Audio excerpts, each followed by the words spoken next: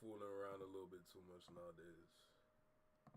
Got lock in for real. What's good? How's everyone feeling? How's everyone doing? Let me get to these comments real quick. Hey.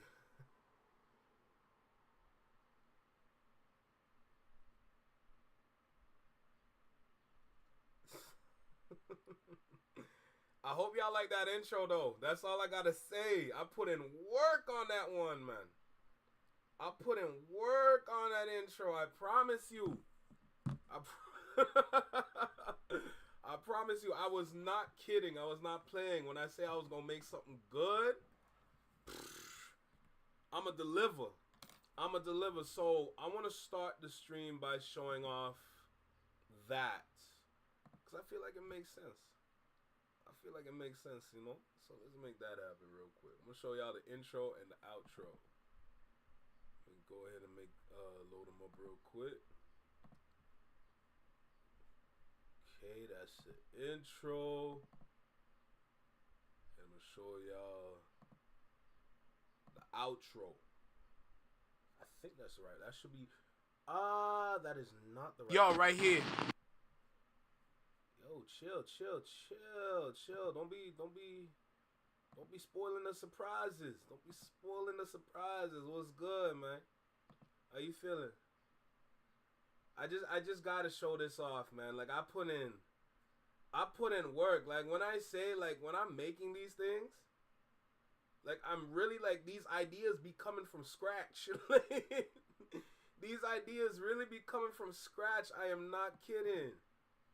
I want to show this off a little bit. Man. Hold on. I'm going to get to that comment in a second. I want to make sure I comment on that little comment I got. Y'all right here. Right here in the small box. But yo, bro, I'm not kidding when I say, like, when I put pen to paper and, like, the ideas start to flow, my mind is in a whole new different mode because... You're not gonna get something like this anywhere else, man. Yeah, I gotta switch up the background, everything. Like, yo, like I love my setup, and it took me a long time to figure out how to set this up, which is why it's gonna stay a little bit longer than usual. But when I say the way this looks right now is even gonna change too, I promise you. And if I have the right programs to do that, which is After Effects, if I do end up getting After Effects, I can make that myself. Because what people need to understand is that when it comes to YouTube, yes, this is definitely for entertainment purposes, right? But YouTube is also very educational at the same time. You can learn how to make these things. All these borders, all these backgrounds, everything. You can learn how to make it. There are classes on YouTube. As long as you have the program and you're able to freely use the program, there are certain channels out there that will teach and educate you on how to do things. This is how I picked up on Photoshop. When I was in college, they never had Photoshop classes. Like, everything was so beginner. By the time you were done that class, you learned nothing. You would have to go on YouTube to educate yourself on how to do certain things. So that's what I did for Photoshop. That's what I did for like video editing. Like I sat there and I learned how to do this shit, right? So I learned how to do this shit to the point where I can do things like this. This right here, this intro means the world to me. Y'all right here in the small box. I'm heating up. I'm trying to burn down Toronto. Better keep 6 feet space, this 6-side shit contagious. Money coming in, all I see is numbers, like I'm in the Matrix. We've been in the trap. Stop playing with me. Stop playing with me. I love it so much. That's what I'm saying. Like, I'm going to have so many moments where it's like trial and error, where I'm just like, okay, this is cool, but what does it work for? Like, who does this work for? Like, all these questions running through my mind when I'm creating things. Like, is this translatable? Is it like, does it do this? Does it do that? You know, like, those are the different kind of things that run through my mind when I'm doing this. And just like the fact that I landed here with the logo, with the The intro, the outro, the fact that that's where I landed with everything, like, that means the world to me. It really does mean the world to me, man. I'm not even gonna lie. Let me make sure I bring my mic closer, because some of my videos, the sound was kind of low. The sound quality was kind of low for some of the videos that I'm editing. I'm posting again, not just lives no more. I'm posting videos again. So after everything that I had to do with like fixing up and making sure everything was perfect to ship, I managed to fit in at least one video edit in there to upload for YouTube. So I'm glad that I did that. A lot of people probably never saw the outro though. I'm not gonna lie, which is fine. Which is cool because I wouldn't expect y'all to like always make it to the end of videos. But I gotta show y'all that one too. It's like I was trying to go, I don't know. It was a tough one. For the outro, it was tough. I'm not gonna lie, because what I wanted, I just wanted something where it's like, yo, I don't even know how to describe it, to be honest, because I just was looking for something where it's like, you know what?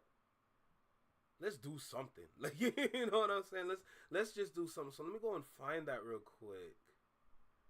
Where is it? Here. So let me open this. Like, it's just a little, I don't know. It's definitely not up to the standards of some of the people's outros that I've seen out there. Like, Koality's outro might be my favorite with the whole, like, water gun. Like, it used to be a machine gun, but they changed the sound to make it a water gun. But the whole, like, the water gun shooting up the subscribe, like, that's kind of cold. I ain't gonna lie. But this right here, this one I made, hey, man. I did what I needed to do. Thank you, Josh. What's good, bro? What's good? I hope you're doing all right, man. But, yeah. Nah, I did my. I don't live in present tense, so just. Whoa. Too much at once. Too much. But y'all familiar with Doctor Strange, right? You know, when it comes to freeing your mind, flexing your mind, I was thinking, okay, I kind of like the Doctor Strange route because, like, I really be thinking in all different ways, all different possibilities of just, like, how things could go. So I felt like this moment was like, all right, cool. Let's lock in, utilize this, and try to make it a fun and interesting kind of way. So that was my plan for it. And this is the execution right here. I don't live in present tense, so just over a Daytona. Girl, my life been like a kid drama. Walking to. Bye, have a beautiful time. It's silly. It's silly, you know? If y'all remember American Dad, like the very end with like the one dude, bye, have a beautiful time. I don't know. I just wanted somewhere it's like, yo, I just hope y'all enjoyed what I did.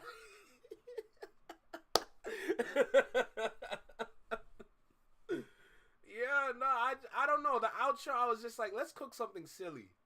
And I'm just like, you know what? There you go. So yeah, like the little Lego man running, like I had to do it. Like I'm sitting there, I'm just like, yeah, I'm gonna do it. Screw it, let's do it. So yeah, adults, yeah, facts. Adult Swim for real. So yeah, that's the intro and that's the outro. So those are gonna be on my videos for here on out. Not the live, but the uploads. You know, so if y'all are here now, that's cool. For everybody in the Shadow Mob, y'all see what we cooking now. Anybody in the Flex Mob that's not here yet, you're about to miss out. I'm just saying. The same guy who played the fish, yeah. Yo, the same guy that played a fish in Caribbean culture is crazy work. That is crazy work. But yes, this is what I've been cooking. When I say I'm a chef, I don't joke. Trust me. If I had the time, I would definitely have a cooking show on YouTube on this channel. Do my own cooking show, because why not? What? Alright, let me just get to this comments real quick. I appreciate you. All right, Boomski. All right, so let's get it cracking now, cause I gotta catch up.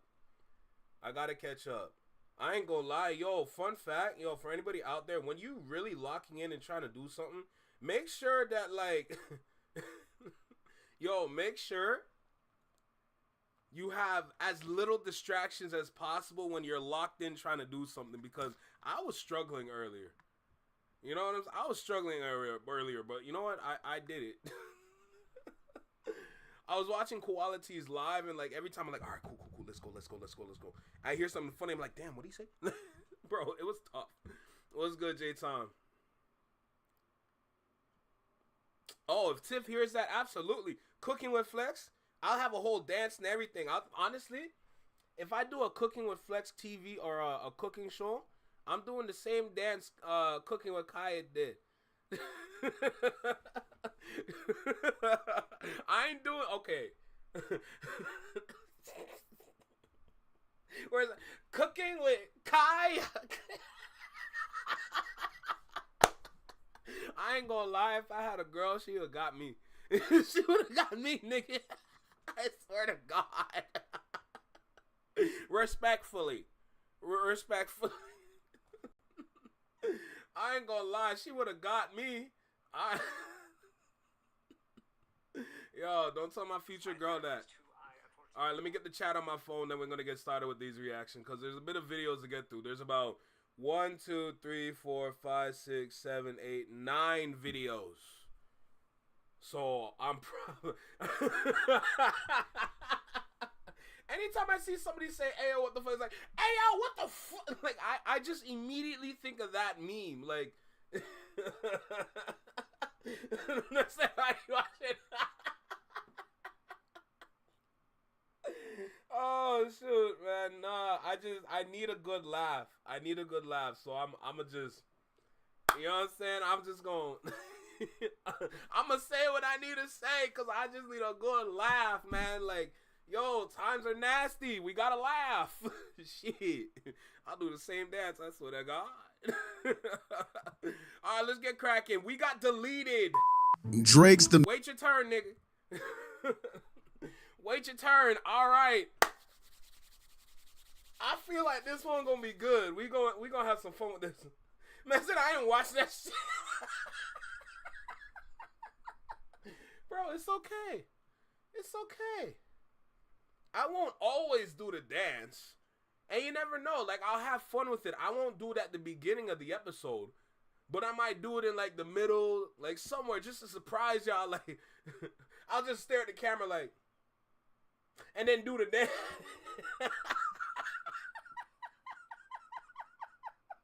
Yo, this is killing me. Why is this killing me so much? I don't know. Yo, Tiff is missing out, huh? Tiff is missing out. She probably called me all kinds of flagrant. Oh, bro, J-Tom, that's the whole point. It's gonna be like a cooking / comedy show where y'all can flame me, bro. Like, go ahead, bro. Cause I don't know if y'all know, but I can fight back. You can say something, but I'm black. I could say something too. Like, don't forget about that. Oh my.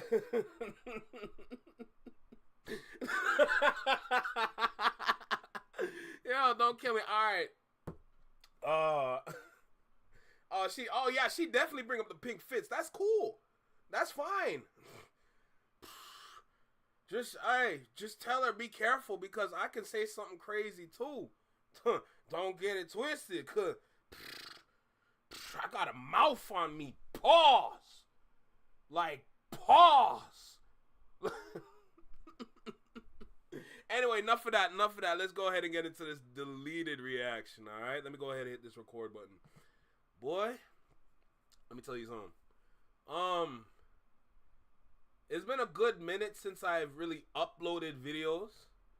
But when I say the uploading process, I kind of missed. I really kind of missed it. I'm not going to lie to you. The fact that I have an intro, outro to throw in there now is just, it's kind of refreshing, because it brings life into the video, not only for you guys, but also for me, because I can tell when things get bland. And then in that moment, I'm like, yo, I really got to like kind of spice it up a little bit to make it fresh, you know? So for me to edit and to upload today, it was actually a really good, it felt good. It felt good for me to do. The only thing that I need to stop doing is overloading myself. I know Quality shouted me out a while back for uploading like almost 20 videos in 1 week. Let me tell y'all, so I cannot be doing that. I'm supposed to be doing 3 a day. I have no business doing 5, 6, 7 No, I have no business doing that. That's too much. That's not even a proper grind. That's a reverse grind. You know? Oh, look, Tiff is here. Don't remind her about things. Anyway, we got a deleted video to get to. I'm gonna drink some tea later. That's too early. So let's go ahead. Let's get things cracking. Salute to the Flex Mob. Salute to everybody in the shadows. I appreciate y'all, no doubt. Let's have some fun. We got deleted in front of us. So let's get things cracking. Let's go. Yo, right here. Right here in the small box. Right here in the small box. Welcome back to Single Seater Reactions only on the Flex Mob Network. I'm Flex. Welcome back to the channel. Deleted dropped like last night, I believe, if I'm correct. And the way I felt excited for today, y'all don't understand. Like, I really felt like I'm about to sit down in front of my TV and watch my favorite show. I felt like that's what was really about to happen for me. You know? So let's go ahead and dive in with this reaction. Make sure you like, comment, share, subscribe. Let me know what you think about the video. Drop a comment down below. Let me know what you think about the reaction. Hit that notification bell so you get notified when I drop my videos. Or when I'm live, like right now. Let's dive in this video. Let's go, man. Salute to Deleted. Let's make it happen. Drake's the McDonald's of rap. Watered down, over-processed, all that. You see him everywhere. Billions made, #1 in total lifetime sales. But so what? McDonald's still ain't better than a tomahawk steak and lobster. It's fake food. Commercial as hell. And barely hits anymore. It doesn't hit. He's McNuggets. The McNuggets are butt. Just because it's everywhere doesn't mean it's quality. It just means y'all keep settling for the Happy Meal. Right. Convenient, overhyped. Drake ain't delivering hits anymore. He's delivering fast food. Same formula, different packaging. Actually, he's creating a new genre if you want to keep it lit. It's called victim rap. You're a victim. And oh, shoot. I wasn't ready for that. Hey, is that Sharon in the chat? What's good, brother? Oh, Tiff, I ain't do nothing. Don't worry. The Drake fairies are so inspired and hungry for the McDrake, it's crazy. Matter of fact, they're not even the Drake fairies anymore. They're the McGlizzies. Corny as hell, just like that joke. I'm the villain.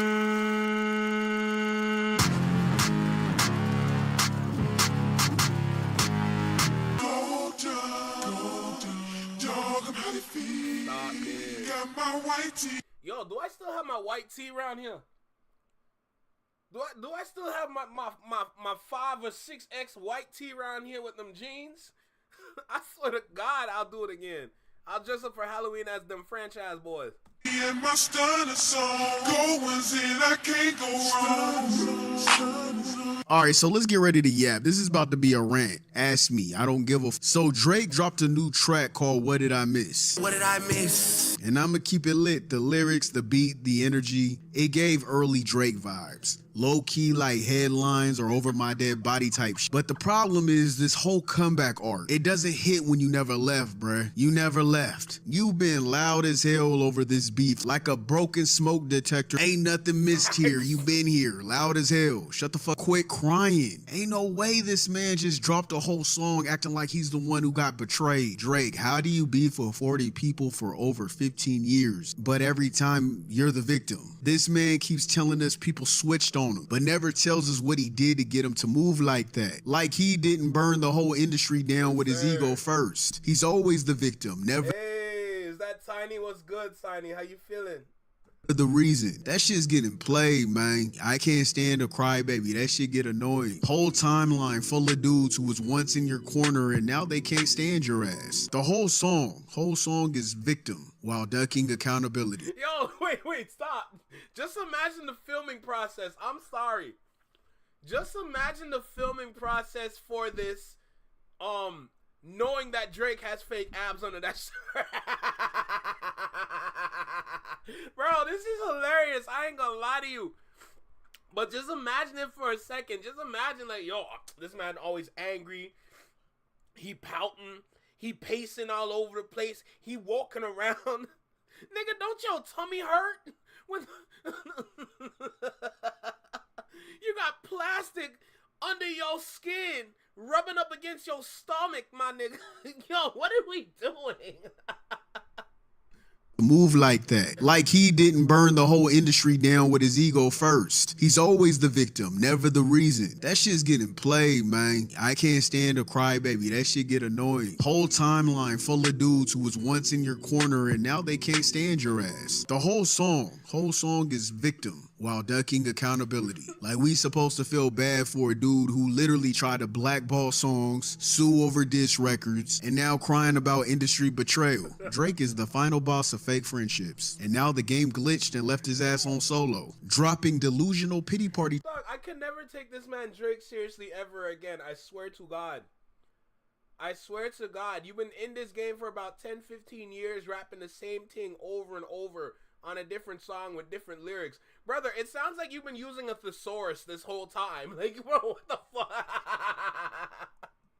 Tracks hoping we forgot. No, we didn't. We did not forget. All the sneak disses, the industry politics, the lawsuits, the fake mob talk, the fake ass abs. So in this new track, he's spinning narratives again, hoping that people forgot he ducked Real Smoke and ran to the courtroom when he lost. Now rapping like the underdog fighting the machine. Drake, you are not the underdog. You have been the machine for over a decade. UMG practically spoon-fed you. Now all of a sudden you want to call out the industry puppets. How do you do that when you were the sock puppet the entire time? So McDrake decided to live stream on the 4th of July. And I don't know if it's a diss to the US or some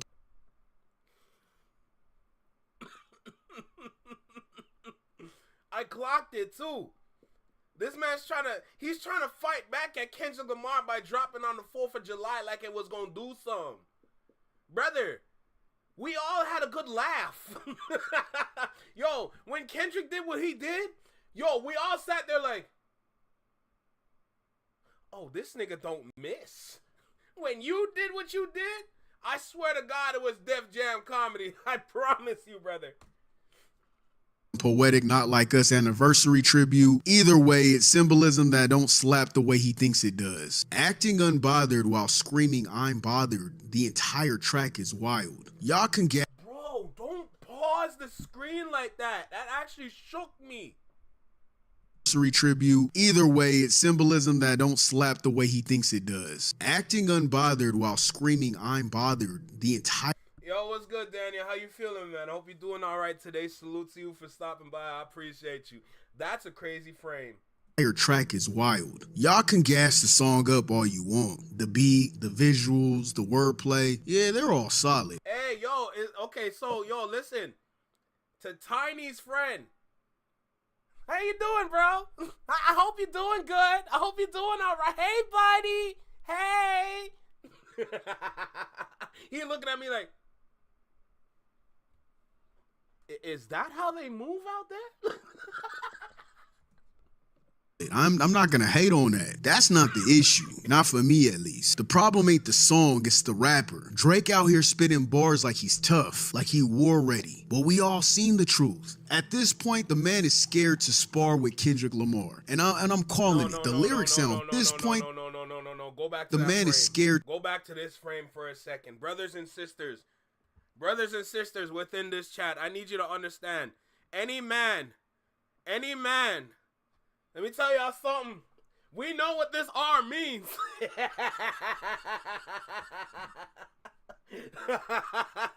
We know what that means. Yo, this is crazy. This is crazy, bro. Nah, bro, you can't be. You can't be doing this. You can't be doing this, brother. You can't be doing that. No, sir. to spar with Kendrick Lamar. And I'm calling it. The lyrics sound bold as hell until you realize they're aimed at everybody else except the one man who cooked him publicly. Drake got all the smoke for the randoms and the side characters. But when it comes to Kendrick, that silence says more than the track ever could. Drake also never said a word to Future this entire beef. Not one. And that says a lot. You really... Bro, every picture this man has, I swear to you, he just looks suspect. Respectfully, but my God. really didn't get at bruh like that. The whole album, the whole title of We Don't Trust You, that was aimed at Drake. The entire album was a diss. Then we got We Still Don't Trust You, another full project dragging Drake. And what did Drake do? He skipped right past Future, threw some jabs at Metro, some subs at The Weeknd, and then zeroed in on Kendrick off of one verse. That says a whole lot. Drake thought Kendrick was the easier target. Why? I don't know. He's fucking brain rotted. He assumed nobody would back him, so he tried to isolate him and make it a one-on-one beef. Meanwhile, Future made 2 entire diss albums and got complete silence from Drake. I mean, yeah, he had that one bar, but it wasn't really a diss. He was just like upset that they were beefing. And why is that? Hey, Tiny, I'm glad that I could, put a smile on his face. Because Drake is scared. He doesn't want smoke with Atlanta. He knows if he touches Future, he's stepping into the lion's den where every Atlanta artist is gonna ride for Future and come at him. And that's why it was corny watching people switch on Kendrick. Like, y'all turned on the guy with the one verse, but kept ignoring the fact that Future made 2 whole projects dissing this man. And I think Future... Yo, that's actually a good point. Like, cause how are you afraid of Future, but you're not afraid of Kendrick? Dog, you have your regions backwards, brother. You're supposed to be afraid of both of them. If you're going to speak towards the regions. It's not... Boy, that's a really... I want to hear that again because that's actually a really good point. Atlanta artist is gonna ride for Future and come at him. And that's why it was corny watching people switch on Kendrick. Like, y'all turned on the guy with the one verse, but kept ignoring the fact that Future made 2 whole projects dissing this man. And I think Future felt that too. I'm gonna be honest with you. Could you imagine putting all that energy, 40+ songs, just for the world to treat you like a background extra? Now you got fans and media asking you about Kendrick's verse on your album, like you weren't the one leading the charge. And Drake, he still ain't saying your name. He's got paragraphs for LeBron though. He got petty jazz for Metro. Subliminals towards The Weeknd. He's even dissing a goddamn politician. But when it comes to Future, it was silence. And Future knows it. He just didn't expect the whole world to ignore that he dissed Drake first. What did I miss? Future, dumbass. Why diss people who can't rap back? You literally skipped Future the entire beef. Let's start there. Let's start with that dude first. Let's start with the nigga that orchestrated the whole entire thing to begin with. Kendrick and Drake fans and the media, they forgot Future was in this beef the entire time. He literally made the album with Metro that featured these artists. The Weeknd, ASAP, Kendrick. That's Future and Metro's doing. And for whatever reason, everyone let him slide, including Drake. I feel like Future was hella salty about that, to be honest, because all the focus was on Kendrick's verse. That's why he curved that question when he was in the interview trying to be funny. And I feel like that's... Who the hell is trying to call me now?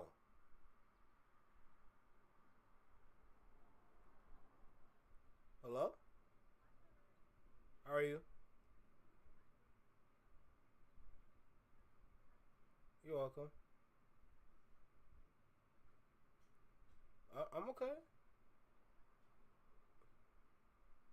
Oh, I remember.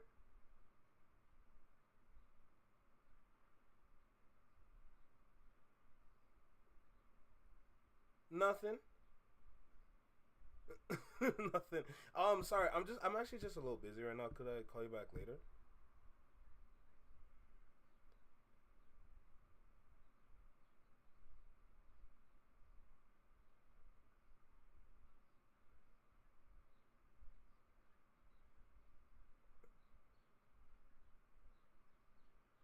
Okay.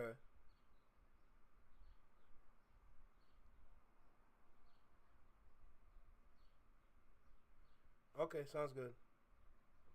Okay, bye. Yeah, I'm not doing that shit. Why you? Don't call me with your pyramid scheme like I'm gonna join that bitch. Fuck out of here. Are you dumb? Sorry, I'm not joining your loom, stupid.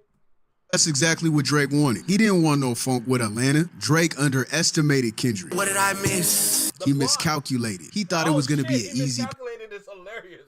Oh shit. play. He thought he was going to be able to get a hit and Kendrick won't. And Drake seems to still misdirect that same anger to who he thinks are easier targets. The song being a diss to LeBron while Drake got that man tatted on him is wild. LeBron is alive, bro. What are you doing? He's walking, breathing, hooping, and you got that man's face on your flesh like he died in your arms at the finals. Stop it. Stop it. You legit inked a grown man on you and then try to drop a revenge arc. Okay, so the reason why, like, I'm not really speaking too heavy on this is because I pretty much said everything I needed to say yesterday. I'm just enjoying the fact that other people are voicing this. You know what I'm saying? Like, I already went to town, Paul. Whoa, wow, that is crazy. But y'all understand. I already said what I needed to say yesterday. Anything else that I say today is just based off the things that I said yesterday. So it's almost like I'm regurgitating myself, right? So that's why I'm not speaking too much right now. I'm just going to sit back and enjoy the video, you know? But I will throw in some things here and there, so. Arc on him, dropping a diss to a dude that won't rap back. Like, what the fuck? A grown-ass man with family. A guy you try to put. Hey, what's good? The mic. What's popping? I think this is the first time I've seen you in here. I've never seen your name in here before. You know, what's good, Furry B? Salute to you, no doubt. Publicly humiliate knowing DMs would leak about him allegedly cheating on his wife. Some real sucker shit. All because he's vibing to one of the biggest rap beefs in history. It ain't his fault you gave up. If you made a pop out yourself, I'm pretty sure he would have showed up. He might have supported you, but you didn't. You gave up. He can't, what you expect? Drake's crybaby ass wanted everybody on his side. Like, what are we doing here? What kind of grown man assumes people are supposed to protect him and shield his ego? You lost a rap beef, who cares? But now you got a chip on your shoulder and you mad people didn't volunteer as tribute. Like this was the Hunger Games or some shit. You were looking for your Katniss Everdeen to come in and say, hey, I'll do it. You're aiming your beef rifle at dudes like DeMar, LeBron, Rick Ross, The Weeknd, some random Canadian politician, but not the actual man who tore your ego in half. Expose him! Demolished it, exposed you, ripped your pride, Expose him! stole the crown, and have the audacity to ask, what did I miss? Expose him! What did I miss? No shot, no aim, no accuracy. You misdirected all that rage. You ain't dropped no direct smoke back. No real response since the pop out. Just been throwing glittery tantrums ever since. Like, come on, man. You took the L and dipped. That's just... I need to send this to a plethora of Drake fans for them to sit and feel bad about their beloved king. I need to send this video to them because this is so funny, but it's actually very informative at the same time. Like, this is amazing. Facts. If you would have did that silently, I could respect it. You like, you know what? I lost, whatever. I'm moving on. But you didn't do that. You still crying about it right now on this new track. Crying to your fans, acting like you don't care. Drake cares. He cares. He a care bear. Throwing subs, but never direct. Hyping up your chihuahuas and your purses to make threats that no one ever believed, by the way. The only people that believed that shit was your fairy ass fan base. I mean, the McGriddles. No. I like McGriddles. Fuck that. The McGlizzies. I forgot. McGlizzies. And I'm going to keep it lit. It's the fact that the song actually sounds good, but only if you mute your brain. See, the song, okay, let me tell y'all something about this song. The song is good, but the problem is that the lyrics ruin the song. And the part that I like about the song is the first half. The beat on the first half is actually good. But this man keeps crying about the same things over and over. Brother, get a tissue. Wipe your tears away. Grow up, please. Because you are a reflection on Toronto. And the fact that you have all these little boys and girls and all these adults that act and choose to move the same way follow your stupid ass Now it makes us regular folk look crazy, bro. Grow up. For the love of God. Please. You're literally making us look bad. Jesus Christ. Production is smooth, the melodies is hidden, but once you actually listen to the words, it's fairy tale raps, that Disney Channel magic. It's like if Mickey Mouse took his helmet off and you saw a divorced dad named Carl sweating inside of it, or in this case, Aubrey's ass, the whole illusion's gone. If you're not gonna say shit directly, get the fuck over it. Just get the fuck over it. You over here talking like a victim. What is you doing? You mad that— Nah. Hold on a second. The big three of Young Money, though. Drake, not so much Nicki, but Drake and Lil Wayne. I question Lil Wayne, I'm not gonna lie, because the Carter 6 was something disgusting. That's something that's under my shoe. I will never like that album. This fraudulent ass Nick, get him out of here. Nicki Minaj is still, she okay, but she need to lay off that little powder that she got in her back pocket. I'm just saying. That your friends, grown-ass men with jobs and families, didn't save your ass from a rap battle? What did you expect them to do, bruh? It's your beef. A motherfucker can't fight your battles for you. It's not gonna happen. It's your beef. And his fan base is just eating this shit up. He's out here surrounding himself with guns in the video like he ain't got paperwork saying he's scared for his life. And his fans think that's hard as hell. Tell me why the fuck Drake pressing politician in DMs. I'm still literally confused about that. Just because he went to a Kendrick concert. Bro, are you 14? You want these men to cry in the car with you. Why? They're just trying to enjoy hip-hop. It's not— See, the one thing about this video is that it will make it 10 times better if Deleted actually showed the kind of comments people from here be making. Forget people in America that like Drake. When you show the comments of people from here riding this nigga's, I'm telling you, it's really going to be an eye-opener. It's really going to be an eye-opener because I promise you, you're going to hear and read some things that you can't even fathom in your brain. I promise you. Over the time, like I've showed y'all some of the comments, just some of the examples of the kind of bullshit that y'all gonna see come from here. But I promise you, there are so many out there that y'all have not caught wind of at all.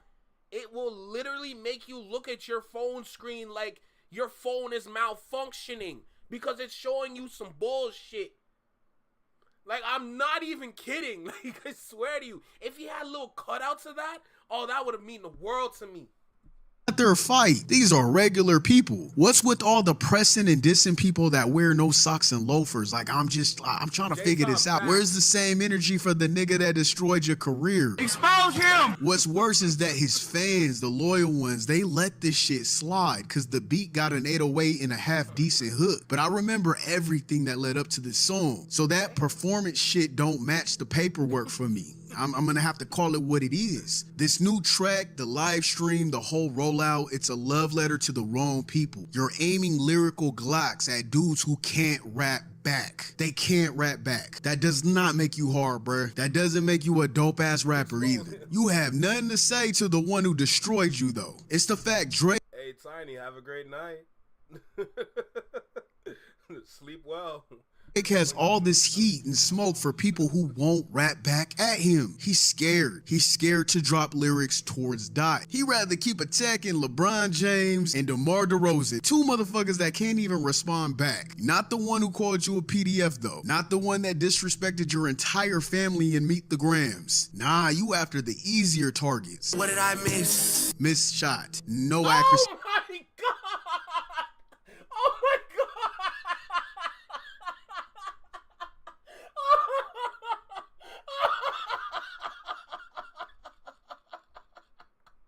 Oh my god! Oh, that is so funny. That is so funny. Holy crap. Holy shit. Bro, that caught me all the way off guard. I'm not even gonna lie to you. Oh, J-Tom, how do people like this guy? Because it's simple. They are simply just prideful and loyal fans, but the problem is that they are also mindless with zero education about what we know about him. So that's why.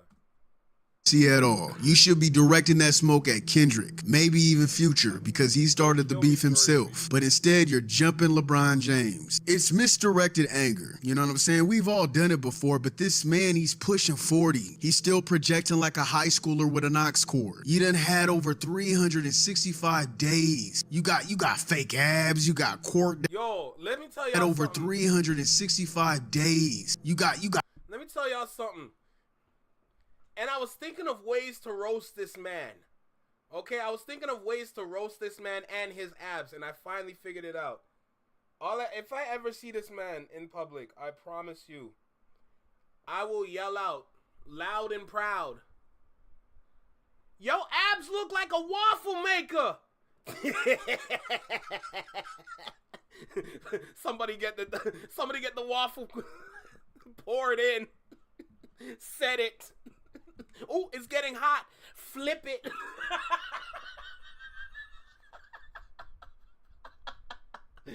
Oh, my waffles are done. Fucking asshole. Stupid bitch. Got fake abs, you got court dates, you have more than enough IRL streams to figure out what your real issue is. And instead you went after dudes who didn't say a word, who won't say a word. The whole track is victim cosplay with the bass line, and I can't fuck with it. It's in denial rap. It's victim rap. Drake is angry that Kendrick ethered his legacy. And instead of responding like a rapper, he's playing musical hot potato with everybody else. And the thing is, we see it. Regular people see this shit, not the McGlizzy ass fans. You going out sad, man. The silence towards Kendrick Lamar is the loudest part of the song. The silence towards Future, this entire rap beef, has been loud as hell too. And until you actually face that, all that extra energy is just loud deflection. Stop screaming at the background dancers when it's the headliner who stomped on your career, but you over here yelling at LeBron James. And don't get it twisted. I'm not saying that he should start up back with Kendrick at all. And to keep it lit, I don't feel like he ever should have responded to begin with. What did I miss? He miscalculated that shit. He should have ignored that jab like he did Control, because he didn't have it. He knew he didn't have it lyrically then, and he still didn't have it lyrically today. What he did was he tried to finesse the world into liking his pop songs. He thought he could beat Dot with a hit record like he did Meek Mill. And Kendrick used his own formula. Why did he have that picture of Meek Mill in this video, bro? Now I can't look at Meek Mill the same again. God damn. Silence of the Lamb is hilarious, bro. Definitely defines his style. I don't know if y'all got White Castle. No, we don't got White Castle here in Canada, bro.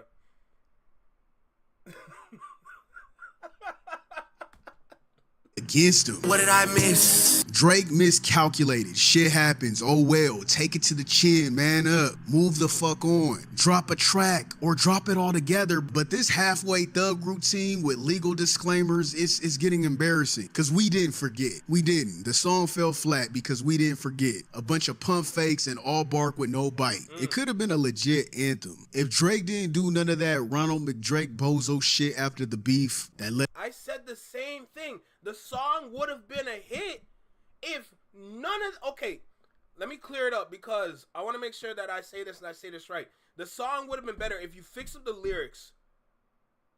Not necessarily rap the same way how you rap before, but at least apply some level of growing up within that song. Because, like, the first half of the song is literally... It's giving anthem vibes.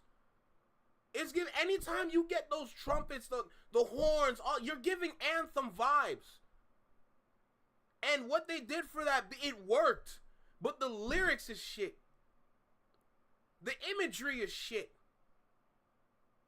The rapper is shit. Like, bro, like, nah, there's some...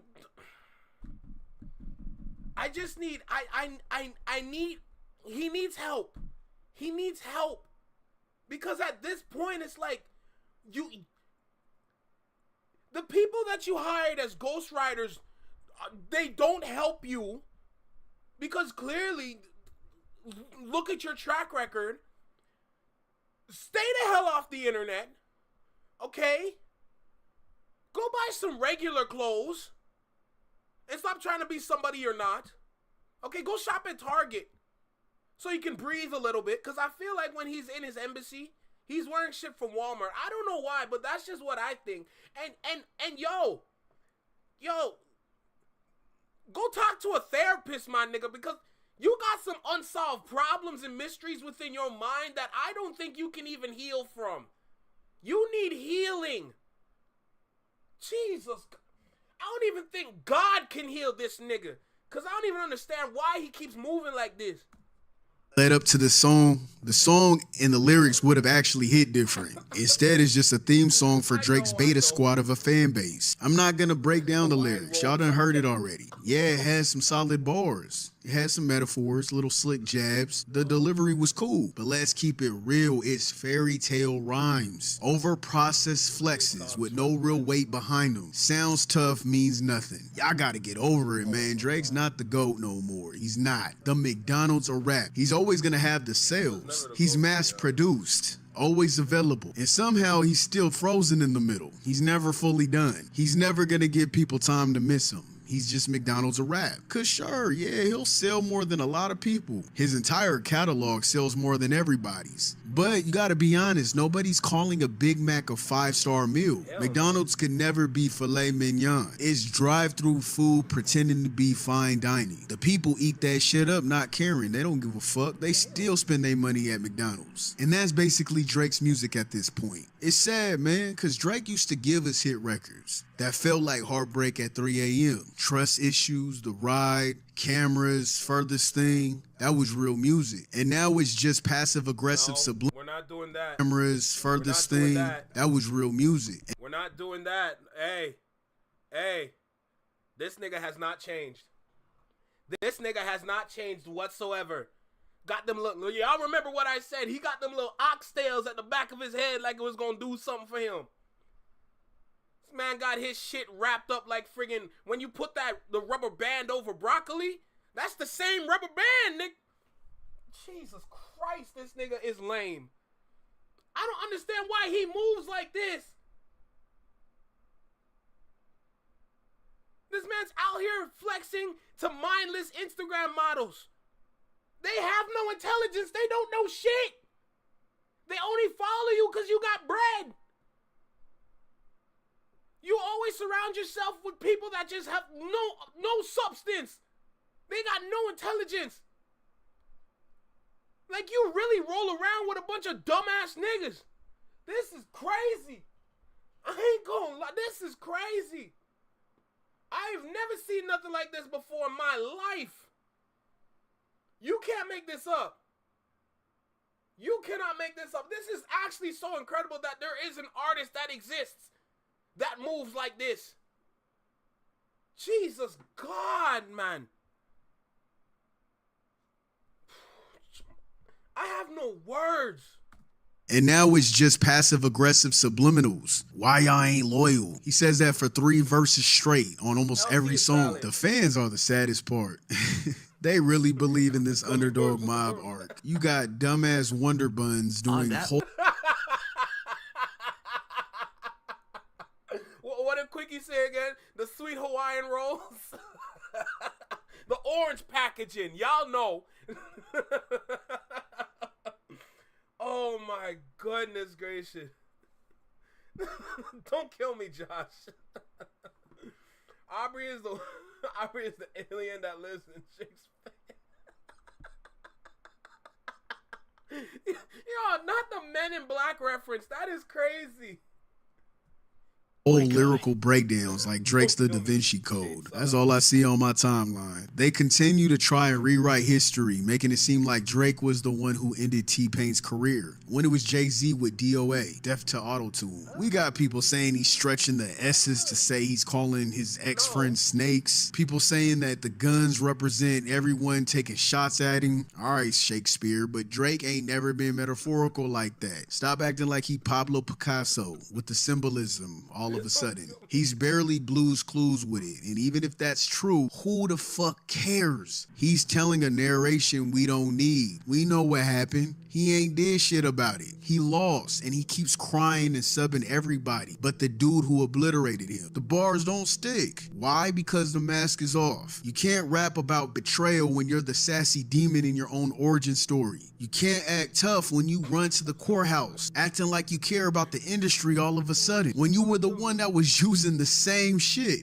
Imagine if instead of doing this fake ass Scarface arc and he dropped a real record, and I'm talking a real one like Take Care 2 or some shit. No. I don't want no Take Care. I don't want no So Far Gone. I don't want no Views. I don't want no If You're Watching This You're Too Late. I don't want none of that. Somebody tell this nigga to rap about something else, please. Just try. Just try. It's like you're afraid to try. You're afraid of change. But at the same time, you changed yourself into a bitch ass.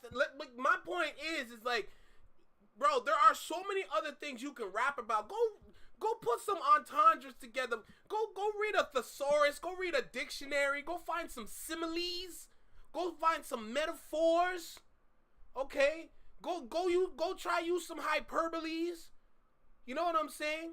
Just do something else, bruh. You know, instead of just rapping about the hoes and the money all the time, rap about your damn house. Rap about the plane. Like, be descriptive. Be creative. For God's sake, please. Bro, you're making all of Toronto look slow. I swear to you. And it doesn't help that people in the comments are like, yo, that's Drizzy, bro. That's my sixth guy.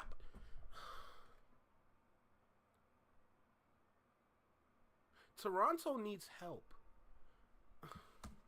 Reflective album that talks about aging in rap, losing friends, and being a father, growth, maturity. That would have hit different. That Drake, I give flowers when it's due. Crybaby Drake is the GOAT. The one that stalked Rihanna, the one that got pissed on, pause. That's the Drake that was GOAT. He should have made a track about finding true love, being a family man, or losing himself mentally. Something different, but something relatable. The impact of that would have been too intense to ignore. We didn't get that. We got the TikTok version of Bumpy Johnson. Then Drake's ass even tried to press somebody midstream. So what then? So what then, big dog? Don't look away now. No. Run it back. So where? Bro, if you were really that guy, your foot would have been off the gas and you would have been pressing him for real. You tried to drive by beef. Somebody come and run up on your truck. Nigga, you in a truck. The fuck, you ain't got nothing on you. You say you the ambassador of Toronto. You ain't got no toolie? Bro, you should be able to get a license easy. You got cameras following you, so you know that's already for self-defense. Brother, if you talk about the guns that you got and you don't have one, what are we doing with our lives? Like, what are we talking about? Since you want to be that guy, this is what I started with the video with. He constantly says all this ish, but he has nothing to show for it. You're a fraud.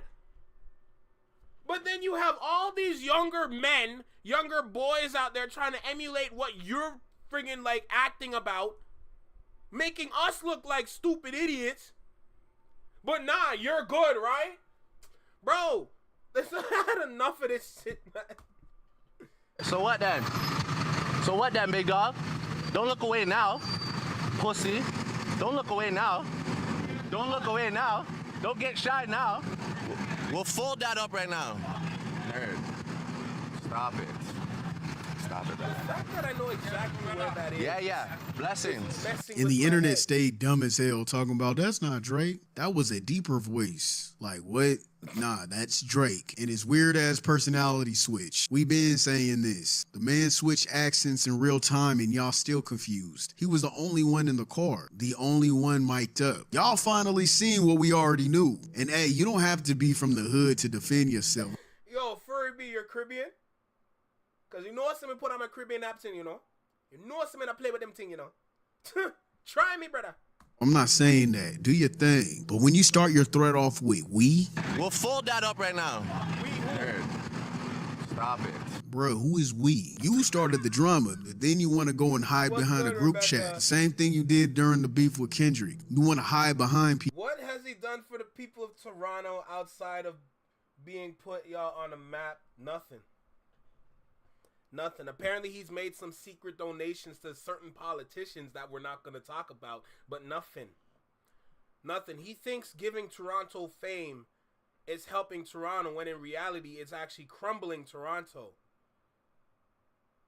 Because if you've never popped out and done anything in your city, if you've never done a free concert, not saying that it has to be a whole like 2 hours something concert. If you even did something for about 30, 45 minutes at Dundas Square that you like to shoot your music videos at, that would have been more substantial for the people of Toronto than you just keep talking about Toronto. There's not really been anything, if I'm going to be completely honest.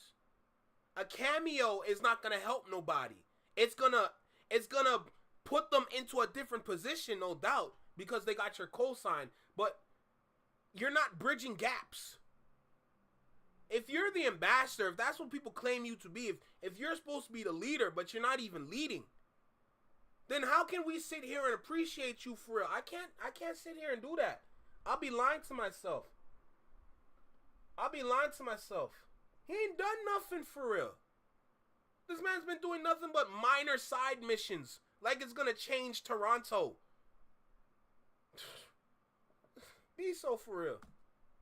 People, but throw rocks. Don't drag your friends into drama. That's not playing smart at all. How y'all forget so easily, so fast what happened to Takeoff? Quavo was out here puffing his chest just like Drake is right now on this stream, and it cost his friend his life. You have to move smart. That's what security is for. People are trying to find a moment. And let's not play dumb. Drake's security was in the car right behind him too. Don't even let me catch one of y'all in the comments talking about he ain't had no security. Yeah, he did. They were right behind him in the car. With the camera following them, they were in that car. All I know is that. Trust me, Sharon. Like, yo, like, anytime we bring this man up, I'm just like, I need a cigarette. And y'all know my catchphrase. Yo, someone hand me a cigarette so I can burn it like incense. This man make me sick, I swear to God. At the McDonald's of rap really got the McGlizzies fooled. I'ma keep it real. A lot of y'all see yourself in Drake, and that's why you like him so much. I've said it before. I don't like calling people squares because anybody could look soft and still be about that life. That's not what I'm saying. But let's not lie. A huge chunk of Drake fans, not all of them, but most of them, they fit a certain aesthetic. And you know exactly what I'm talking about. Use your imagination. It's not just about the race. It's also about the demographic. A lot of them never been in a fight before, never stepped outside their suburban areas, never risked shit in their life. But they walk around with this performative ego, acting hard online like they're living Drake's lyrics. You're not. You relate to Drake because he's just like you. The nerd trying to prove he's tough. It's actually true. It's actually true, if we're going to be completely honest. If y'all ever, for some reason, come to Toronto and you just walk around some of the main areas, like if you walk down King Street, if you go over to Kensington, if you go over to the Eaton Center area, if you want to go to Scarborough, it's still in Toronto, but it's just like a city within a city in a sense. But if you go to any of these areas for some whatever reason, of course stay safe. And just walk around and you just listen and hear how people are talking or what they're saying. Bro, I ain't gonna lie. You're gonna leave Toronto and be like, yo, these niggas are soft. you gonna go back to y'all place like, these niggas are soft. God. Like, Jesus, man. It's ridiculous. The kid who always had to overcompensate. And that. Hey, Daniel, take care of yourself, all right? Enjoy your day, man. Thank you for stopping by. That's why they ride so hard for him. That's why all these streamers and fake tough internet dudes treat Drake like he's God. Because he's their avatar. He's the Prince of Nerds. He raps with a chip on his shoulder for every time someone calls him soft, and that's why his fan base clings to him, because they can relate to that. And look, I'm not even saying being a nerd is bad. Shit, I'm a nerd too. I love anime and horror films, video games, all that shit. That's not the issue. The issue is when y'all pretend to be something you're not. When you try try to play fake gangster, when you co-sign that fake tough talk, and then cry victim when your card is being pulled. That's Drake, and that's his fan base. The nerds pretending to be wolves but fold the minute somebody growls back. And I mean shit, with an unbiased take, Kanye is the king of nerds. Drake is the prince of nerds, Kanye is the king of nerds. But the difference is Kanye never faked it. Ye embraced that nerd shit from the jump, from the college dropout to the Louis Vuitton backpack to the pink polos. During a time when the industry only wanted gangsters on the charts, he knew he wasn't street and he never pretended to be. The same with Childish Gambino, Chance the Rapper, Tyler the Creator. Shit, the whole Odd Future literally grew up in the hood and still never cosplayed as a tough guy. Tyler has been weird, been different, and been him. However, the McDrakes want to be a nerd and a mob boss at the same damn time. One minute he's sensitive, next minute he's playing like he run a cartel. He performs. See, Nay, the thing is, he's put on local artists, but he's putting on the wrong ones. Because there has been some local artists that he's featured with, that he's worked with. One of them is Smiley, but y'all already know what it is with that.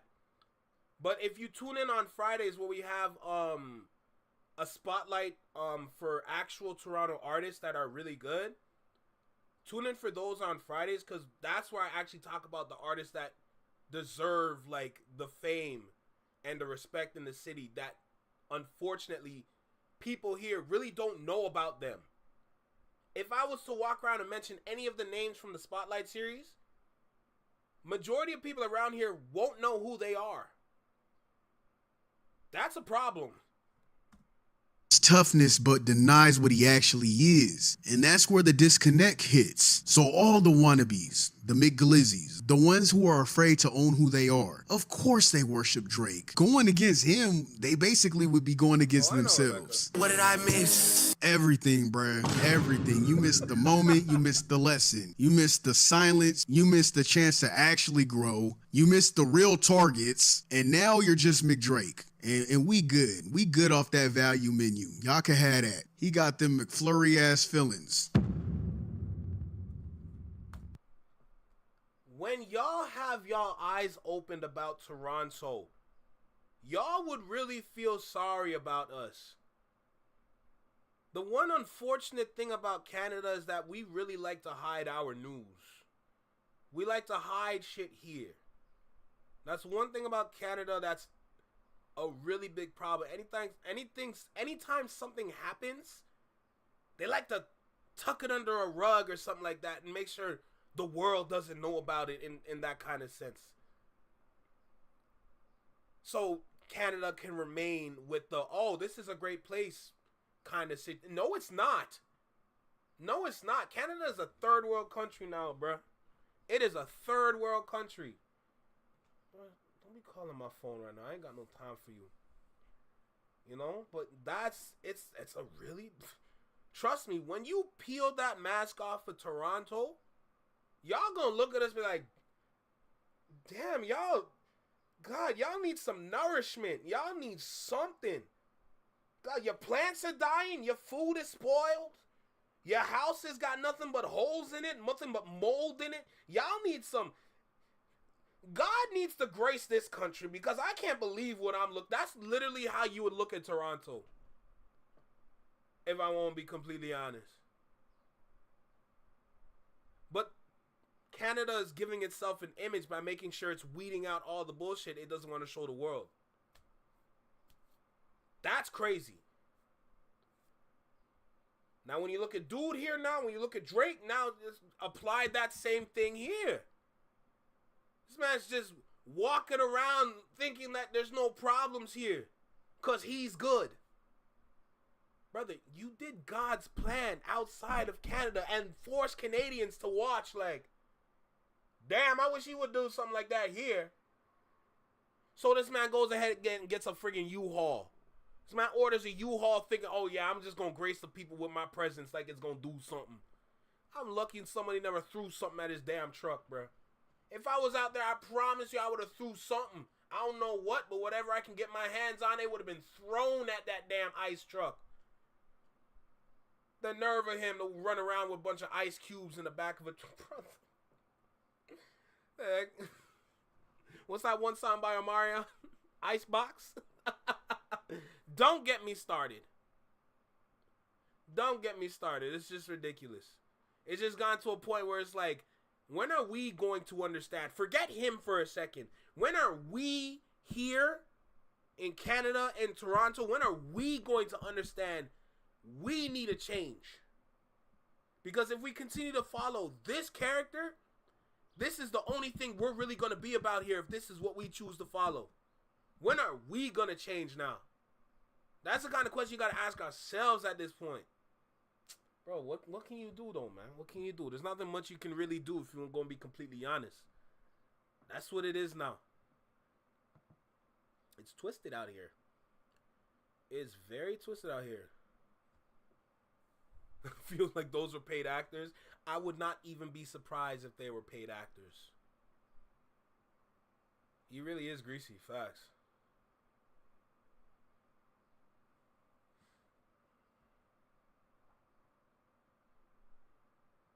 That's valid, Rebecca. I can't actually call it that, but I ain't gonna lie. For the past couple days, I've been outside a lot. Outside has changed.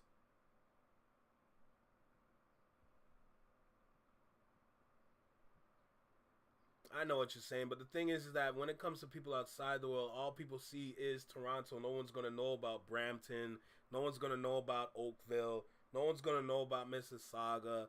No one's gonna know about Burlington. No one's gonna know about Hamilton. They're only gonna know about Toronto. So yeah, there's definitely more cities out there, no doubt, including Guelph. But to the outside world, it's always only been Toronto. That's the thing. Who are the community leaders? Girl, that is a great question. Girl, that yo, that is a great question. Yo, who are the community leaders? Girl, who are they? Oh. He never had a chance to hop off the porch and see what life is for real. He was sheltered his whole life, so now he's just a big grown-ass kid. Hey, he really do sound like Michael, though. He really do sound like Michael. You think everything in this game is gonna take someone to for real? For real? Oh my God, man. Jeez.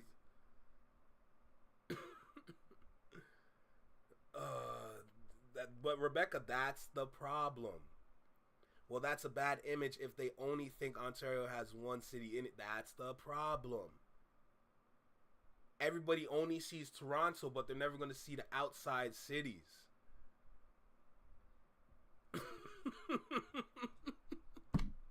Yo, listen, Nate, please. Please, I promise you, please.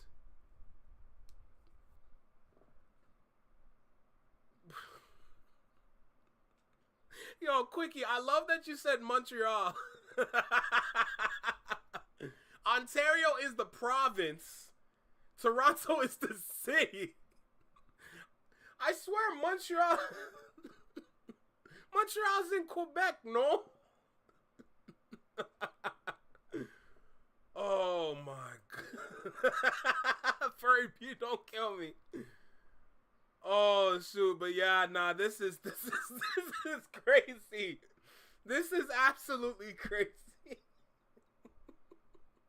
I'm loving the questions. I'm loving the commentary. Yo, salute to y'all. I appreciate y'all. Let's go ahead and move on to the next video because trust me, there are a lot of videos that I want to at least get through for today, alright?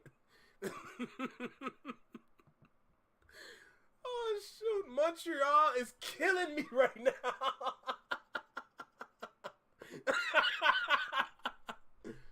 Oh my God. Oh my God. No, what the hell is Novi? You talking about Nova Scotia?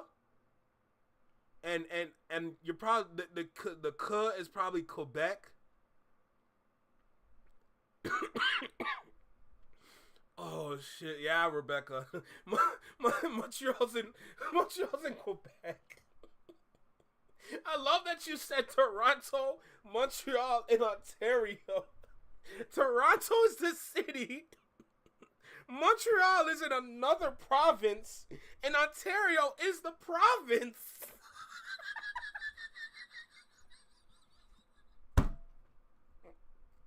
Nigga, you just proved my point.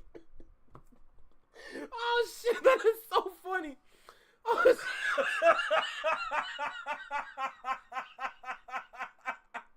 oh my god. Hey, and no disrespect to you, but it's just the fact that you proved my point. People only see Toronto and they don't know about the cities outside of Toronto.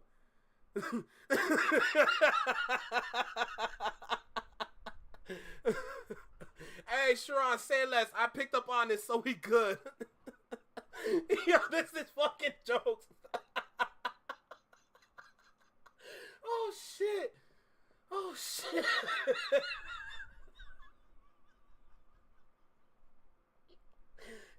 Y'all don't understand how funny that is. Oh my god. Oh shit. Oh my god, that is so funny. You don't get it. Oh, y'all don't get it. Y'all don't understand. Holy. Oh, hey, what's good, King Hammer? How you doing, bro?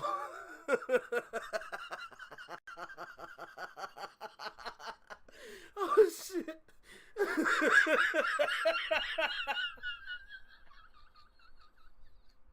Oh.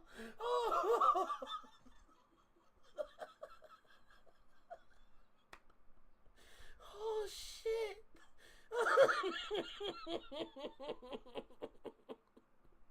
Oh my god. Oh my god. Yo. I'm telling you, we need help here, bruh. We need to do something, man. Oh my god.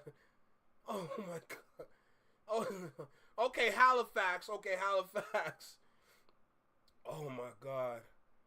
But isn't Halifax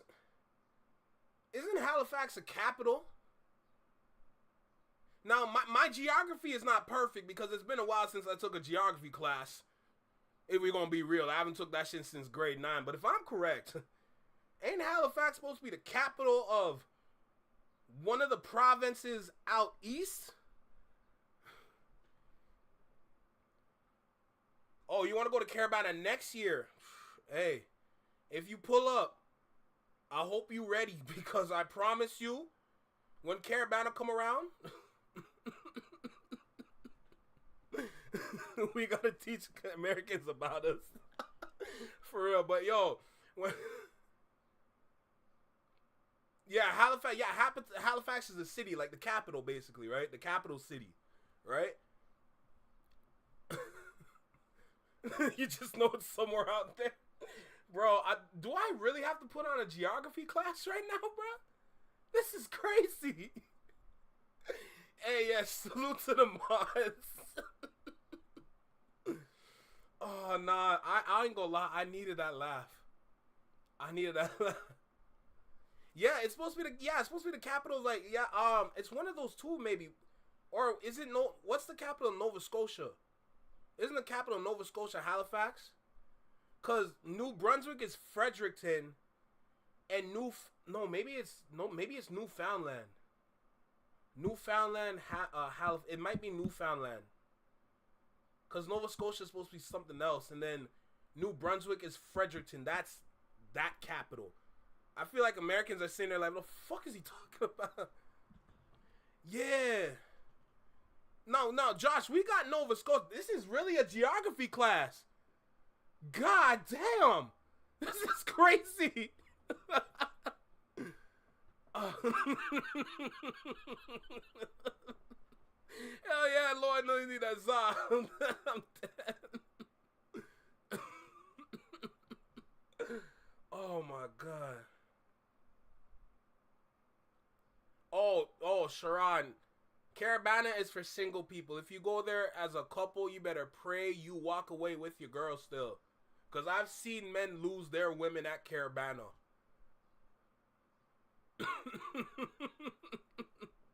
Hey, but yo, no, it's Nova Scotia flat. Oh, okay, cool.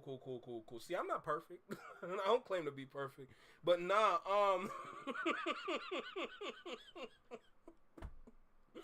but yeah, nah. If you pull up the Caravana, make sure you're a single person, because there's nothing but whining and grinding and everything in between at Caravana. I'm gonna tell you that right now. And yo, for any of the Americans out there, specifically the men, women also, women catch it just the same. But specifically for the American men that choose to come to Toronto on the day of Caravana, the Canadian women here, they love the American accent. Hey. And I've seen this. I've witnessed this. Now, I would never work security for Caravana because that's slave work. My point is that I've literally seen women fold for American men and their accents. So trust and believe me, if you are a single man coming to Caravana, dog, you might get pounced on. Because they really do love that American accent.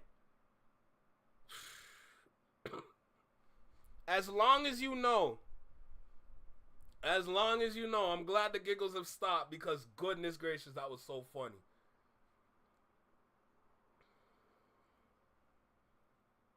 Yo, Sharon, I ain't gonna lie to you. And especially for the women, they don't care. The women never cared about the rap beef. There's only a small percentage of women here that cared about the rap beef between Drake and Kendrick. The ladies here don't care. If that accent is strong enough, I promise you, brother, you will have no problems with the women at least. The men is a different story because they're sassy. Oh, Quickie, they love the locks too. They love the locks too. Don't get it twisted. The longer the dreadlocks is, the better for you. Facts. Hey, Nay, you gonna be straight as well, because like I said, the women catch it just the same. The women catch it just the same. I promise you. American women, the men here would fold for that. Because it's something new that we've never really experienced. Right? So their curiosity is gonna be peaked as hell. I'm not gonna lie. So I was thinking about it. I might go live on Caravana Day. I might go live for Caravana because I feel like it will make sense. I feel like it will make a lot of sense. Because, like, for me that loves to go to Caravana, I might as well live stream it. Now, I can't do the whole day because I'm going to be there for like 8 hours or some shit. If I'm going to be completely honest with y'all, I'm there for hours. Okay? But I ain't gonna lie, y'all might see me drunk. Y'all might see me drunk. I ain't gonna hold you. Should have seen the drink selection that I had last time. Oh, you're not with that party? Hey, it is what it is. Jesus, bro. But anyway, enough talking. Let's go ahead and get into another video. Let's go. I don't want to talk too much because there's a lot of videos for today. I don't want to do Fantastic Hip Hop yet. Let's go to this nigga. All right. Let's go ahead and check out Charles. Let's check him out, man. All right, let me go ahead and start recording this one. Let's make it happen. Let's make it happen, bro.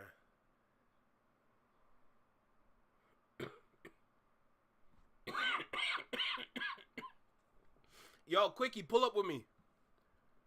Because I'm putting a group together. Pull up with me. If you decide to come to Toronto for Caravana, pull up with me. I promise you I got you. Light work. Don't even worry about it. It's not even going to be an issue. If y'all decide to come here for Caravana, I can guarantee you, you're not even going to have zero problems when you're with me. Facts. All right? But let's go ahead and jump in this video right now.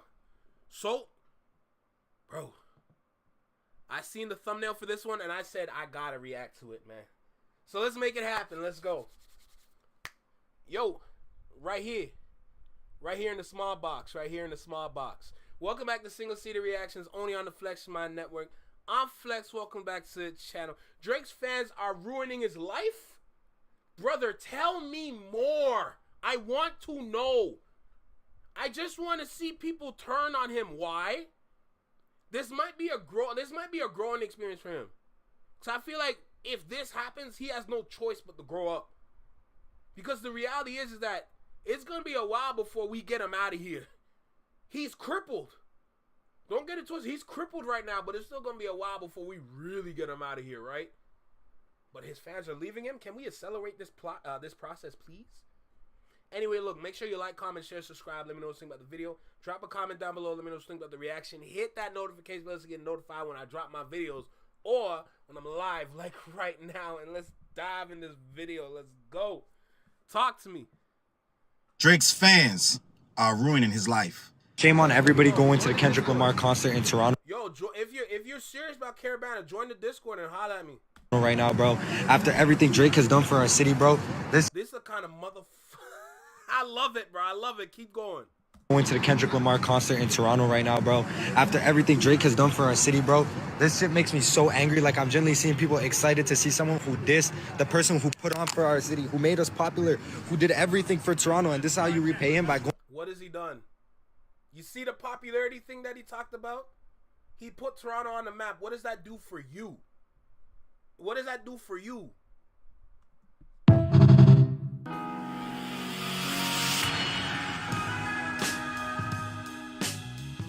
What up, words? Your boy Charles Brown back again talking facts. Hit that like button, hit the subscribe, hit the notification bell. Keep sending those cash apps to CLBMG. Join the membership gang. Listen, I was thinking the other day. Yo, King, drive safe. I just saw your comment. King, drive safe, man. Drive safe. That's all I gotta say. I actually was thinking about this for a few days, that where we are with Drake and his career may be a result of his fans being just awful and terrible. I think we have all become, well, most of us in earshot of this video, most of the people watching this video, you click this because, for one, you probably are not a Drake fan. Let's just be honest. A few Drake fans will click this, and there will be a few Drake fans in the comments, but not many, because most people that will click a video that says Drake's fans are ruining his life, they want to see his life ruined. But the reason that you want to see his life ruined, a lot of us, let's just keep it a buck. There was always an undercurrent of hate to a degree, but it wasn't a seething hate. We always had this little thing in the back of our mind. I give people my comments all the time. I never liked them, da-da-da. Nigga, what? I always had an issue with Drake, but for the most part, either you tolerated him or you genuinely liked some of his music or you liked all of his music. But right now, the divide is so massive. You can't blame it all on Kendrick. Nope. Drake has always had a divide in hip hop. There's always, 10 years ago, there was a divide about Drake. It was always this undercurrent of kind of wanting to see him fail, right? Kind of wanting people to expose him and this, that, and the third. It never worked until this battle, right? But it was always an outcry about the ghostwriting and the DM of guys, women, and just the backbiting, just the little underhanded things, but it never seemed to come to a head. And I don't even think, let's just be honest, the battle fully did it. What happened during the battle was how obnoxious these fans became. I remember in real time discussing the battle. I don't know if I told y'all, but I never really tolerated Drake when he first came out. And I used to get hated for this kind of ish. I've grown to respect the music. Because you know what? There are some songs out there, specifically Forever. Forever really made me look at him and like, you know what? It's not bad. I'm not going to lie. And on top of that, the features on that track were heavy as well. And that was on Eminem's album too. So I really liked Forever. But like, I've grown to tolerate and respect somewhat. But as the projects kept coming out, the fall off was clear after Views. After Views, the fall off was strong as hell. Okay?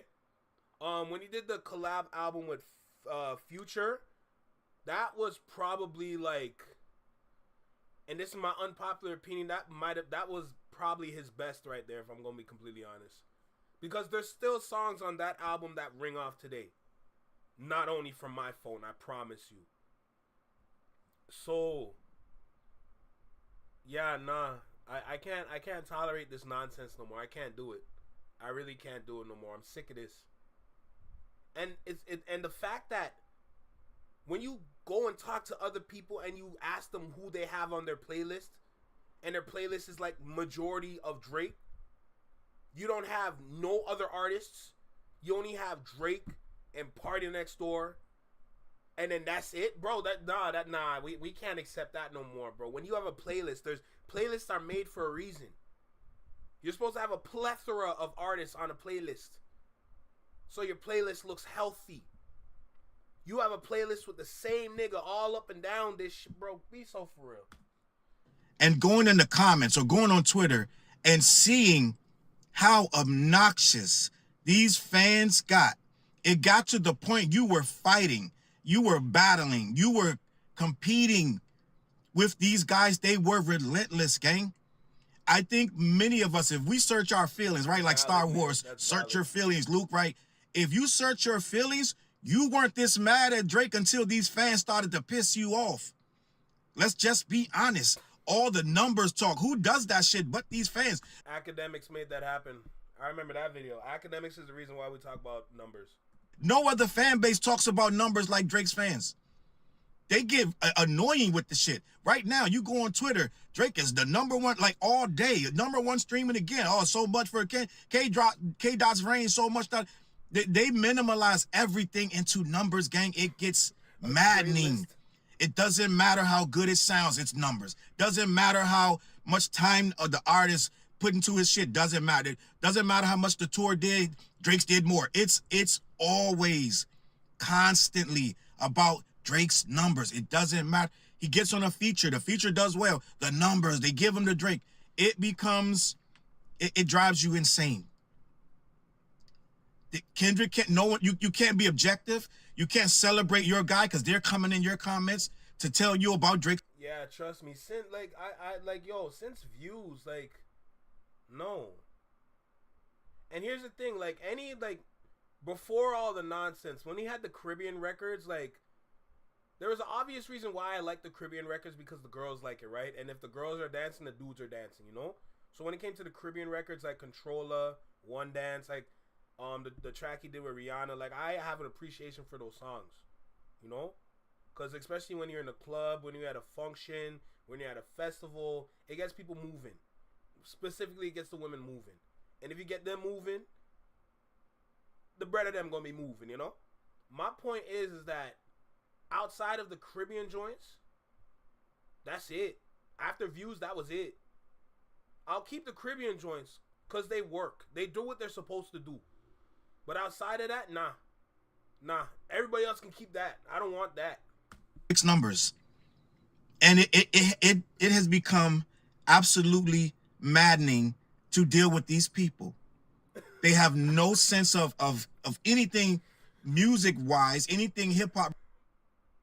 Oh shoot, where do I start? Let me start with King right here. Oh shoot. Why align yourself with a man-child unless you are one yourself? Brother, that comment spoke to me. Because anytime you sit and try to conversate and try to debate with a Drake fan, it immediately turns into an argument.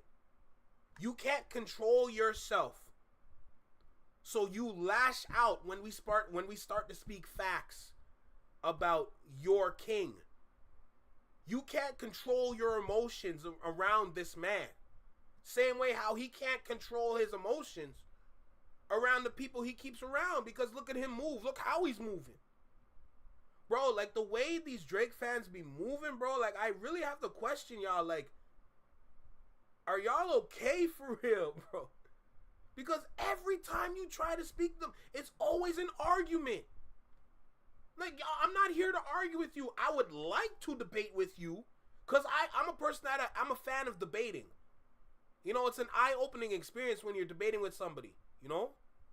But if you only debate to argue, my guy, you're a female.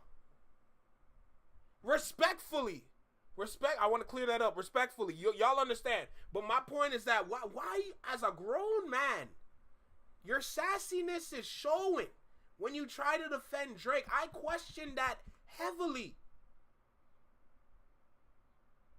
I question that very heavily. Imagine you sitting there, your kick up, you have your drink, sitting back in your nice chair, and you're sipping on a little something, and you go and sit, and you wanna just talk with somebody, you wanna debate with somebody on the topic of Drake, and all of a sudden they're standing up out their chair, they threw their drink away, they're in your face, and you're sitting there like, nigga, I just wanted to talk. Like, these are the kind of people that are around here, man. Jesus Christ. Related, it is the world begins and ends around Drake. Now, you got to think, what kind of person really gets this invested in the art? They're invested in his record contract.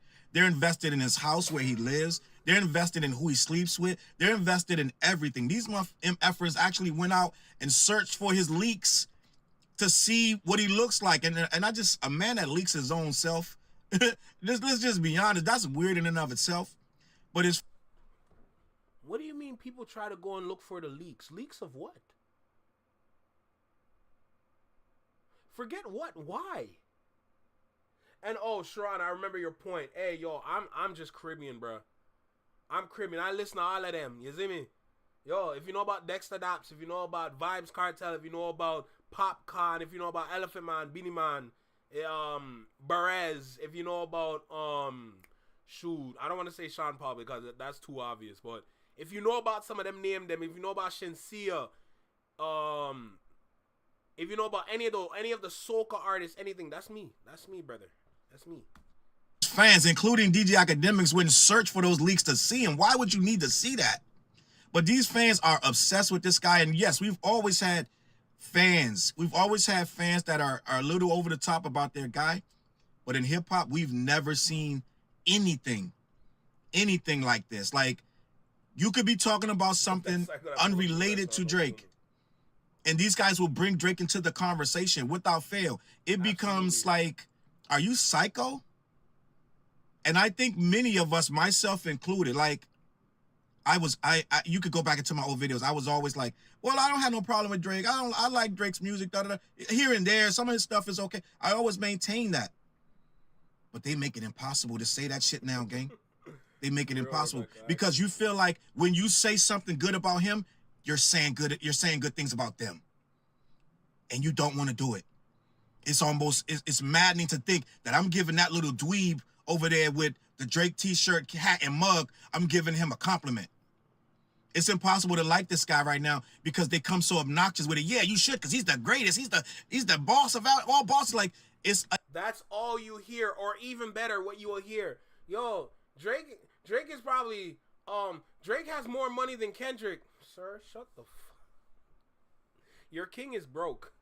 Respectfully. Like, what has this guy really done to deserve this? They don't care. He's a boss in a pop lane that gets hip-hop respect because he has guys write his rhymes for him in hip-hop. And you could clearly tell he's writing his rhymes now. I'm just going to be honest. No ghostwriter. A ghostwriter worth anything would write better stuff than what's going on right now. I'm just going to be honest. A ghostwriter wouldn't put all this victim stuff in there. I like this term they got going on right now, victim rap, right? Salute to Deleted and a couple other people who, when my comments and said victim rap, I think I like that term because I'm a victim. And I think his fans, they love it. They love it. They love being victims. They love to have the world. They want to manufacture this world against me. They manufacture that the industry blackballed him. No one blackballed him. But somehow. Remember what I said? It's going to make us look bad because the majority of Drake fans is in Canada. Literally majority of Drake fans are really in Canada. So if they're all moving like this, like victims, oh yeah, I'm cooked. Rebecca's cooked. House of Laughter could be cooked. Like, we all could be cooked because now we're labeled as victims. Yeah, nah, we're good. Yeah, we're done.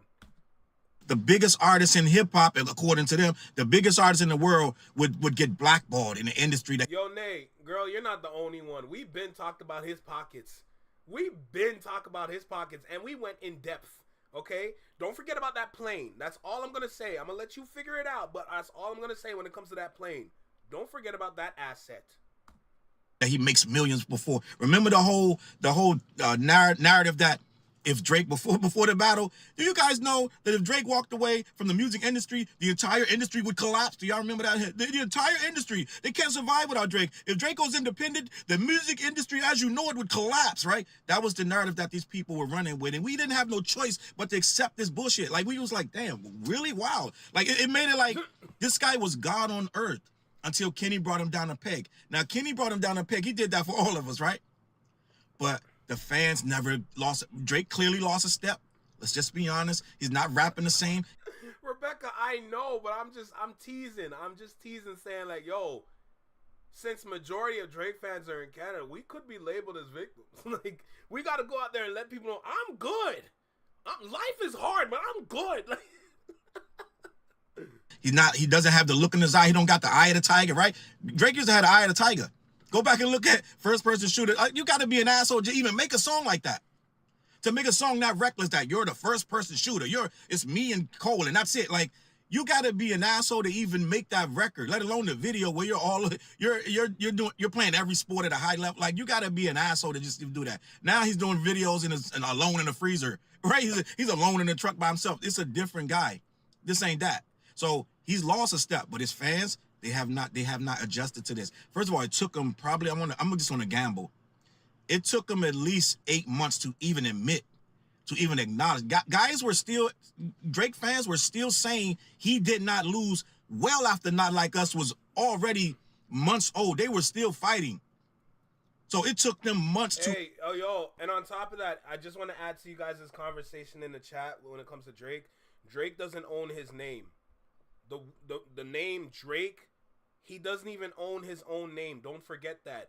And don't forget that he still has a contract with Birdman as well. So Birdman gets piece of his money. And if you want to learn more about his pockets, watch the Birdman interview that he did on Nick Cannon's podcast. Because on that podcast, at the same time, Birdman also talks about the money that Drake has in escrow for like 10 years. And if you understand what escrow be, boy, you acknowledge it. You still got a couple holdouts that still say he did not lose his battle. Right? A lot of people say that he only won this battle because you guys said it. But if you go bar for bar, they're still trying to go bar for bar. They're still trying to say Family Matters is a better record, gang. Like, it's a few of them still out there. But at the end of the day, a lot of these guys, it took them months to acknowledge this. I get it. I was there when Jay lost to Nas. I had to freaking go through the 5 stages of grief, right? But I finally admitted, I was like, okay, it didn't take me months and months to realize Jay lost that battle, right? I get it. I was a Jay fan. I love Takeover, but Jay lost. Ether won. Let's just do it. And there's people still to this day, you can go in some of my comments and say Jay did not lose, but at the end, most people will agree that Jay lost that battle. These guys, even though they say, even some of them that will admit he lost, they'll come back with more caveats right after they say that. So they don't even acknowledge the loss but 4 seconds. After that, they're right back. His numbers. They have nothing. They can't say nothing else. They don't say that. Well, some of them say the records are better, but for the most part, he's the biggest artist in the world, and that's all that matters. He does Taylor Swift numbers. There's a whole machine involved with those numbers. There's a whole program that the label does to ensure that those numbers get where they get, right? Which is why he didn't want to go to the $500 million deal that he allegedly got from Sony when UMG was only offering him $400 million. Oh my God, $400 million. Why that's something to sneeze at, right? But somehow he got offered to Sony by $500 million deal. No one asks why he didn't just go take that money, right? Why he stayed at UMG. Because he probably would have lost more money from Sony from that deal. People don't understand that, oh, you got to deal with them. You're getting the full amount. This just goes to show you how there's a whole bunch of people out there that really can't even run their own business. And we live in an economy where we kind of got to do that. Not all of us, but some of us got to do it. That's, my point is that they have no financial literacy, but yet they want to step into the conversation of wealth, even though they have no understanding of how to obtain that. That's a problem. Decided to battle Kendrick and decided to make a lawsuit saying that they how could it, like, make it make sense if Sony's offering you $500 million, how can you lose leverage? you just take the $500 million, but you decided to stay there, battle Kendrick, get into a battle, get called a word, and now let UMG use that as leverage against you when you had a $500 million deal. The only reason you would stay there is if you're going to try to negotiate them to give you $500 million. But at that point, you shouldn't get into a rap battle, okay? You should be negotiating your $500 million. Let's see, battle Kendrick Lamar or take a $500 million deal from either one of these labels. I'm just going to go ahead and focus on the $500 million deal, okay? But at the same time, you're with a whole new record label. You have no catalog. You got to make one. So it doesn't even make sense. It's literally, that $500 million would have been a lose-lose situation for him. You would have to make new records. I don't care what you have in the tuck, in the vault for all those years. Years go by. Times move on. The sound changes. Whatever you have in there, it might not work. I'm going to be completely honest. But if you were to move over to Sony, you won't have no masters. You wouldn't have no masters.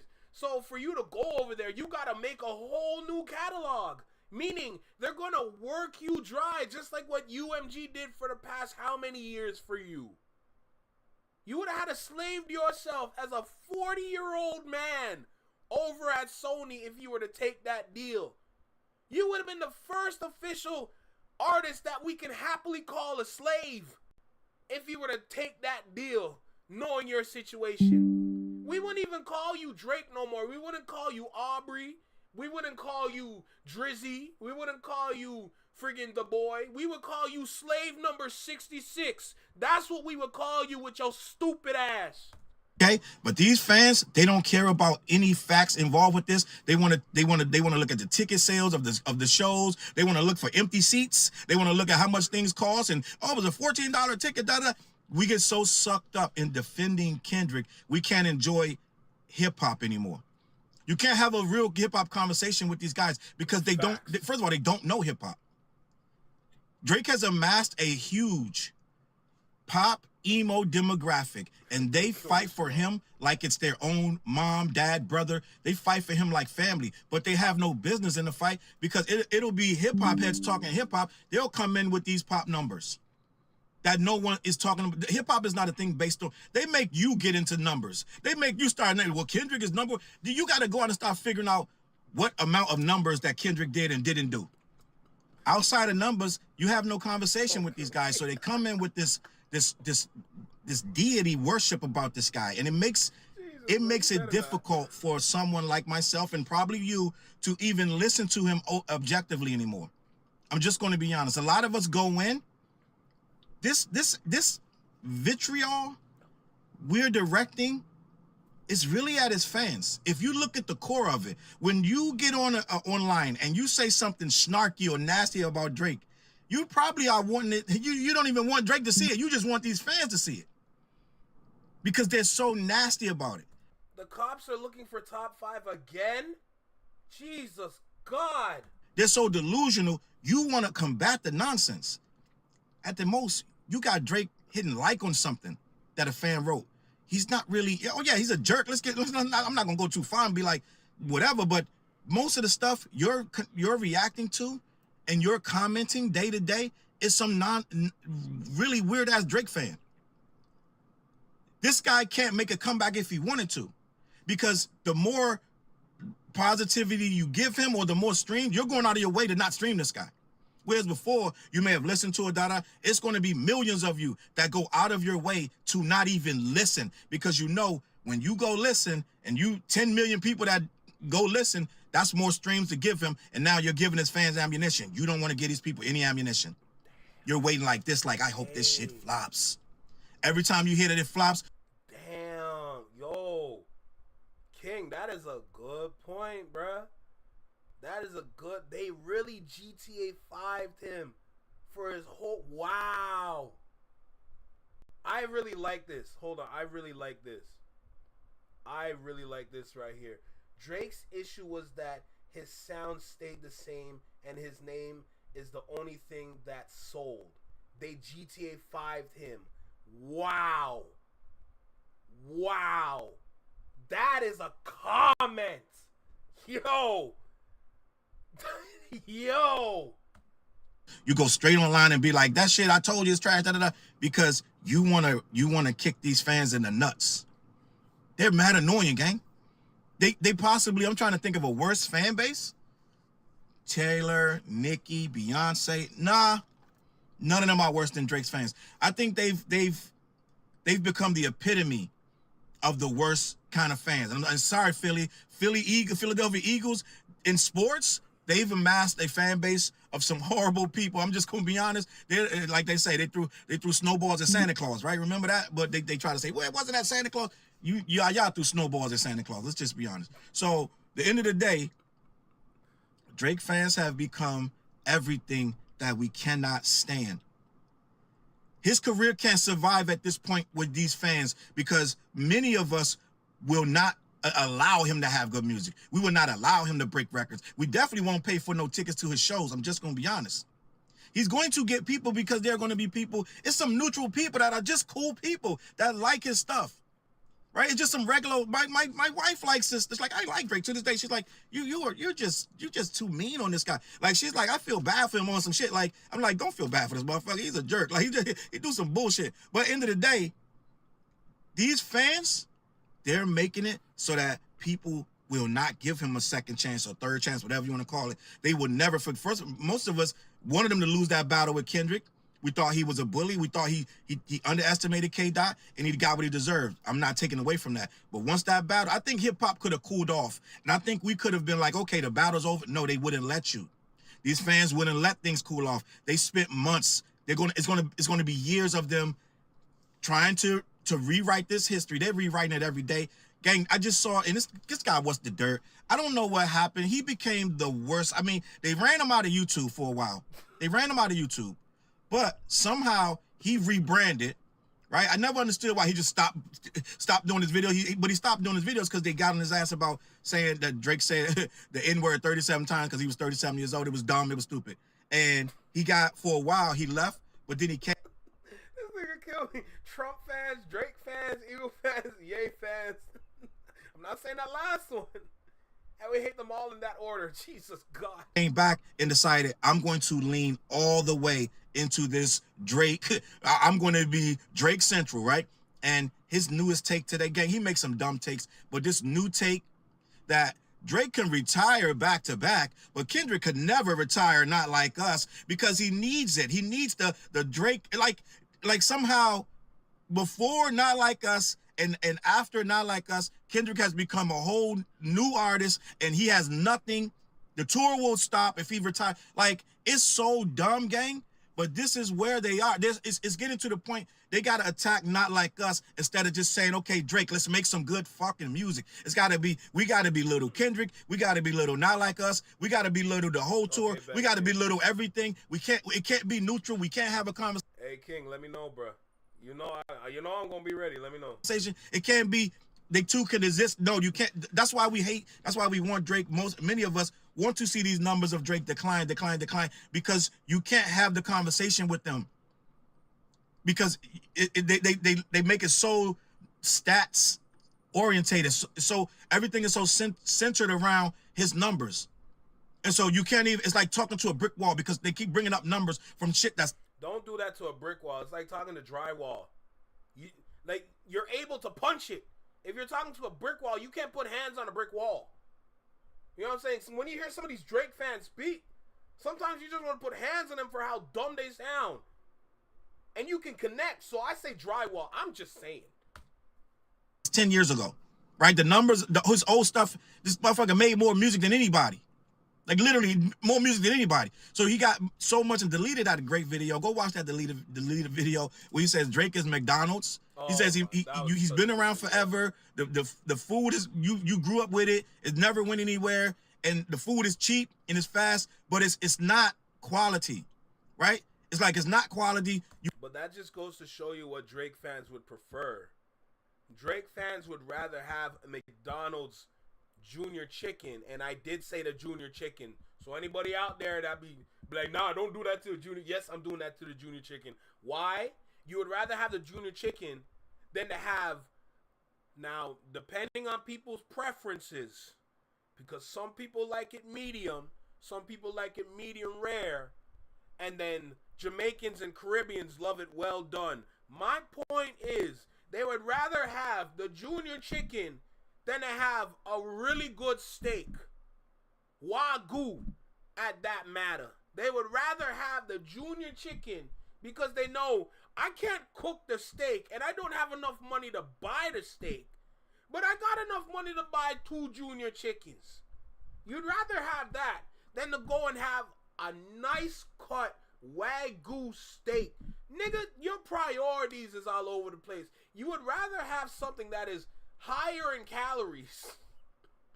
Since if we're gonna talk about calorie count, you would rather have something that's high in calories with low protein than to have a source of high protein and low calories. Well, not low in terms of it's like, but you know, like the calories are manageable on top of the protein. It's just a better option, is what I'm saying, than this.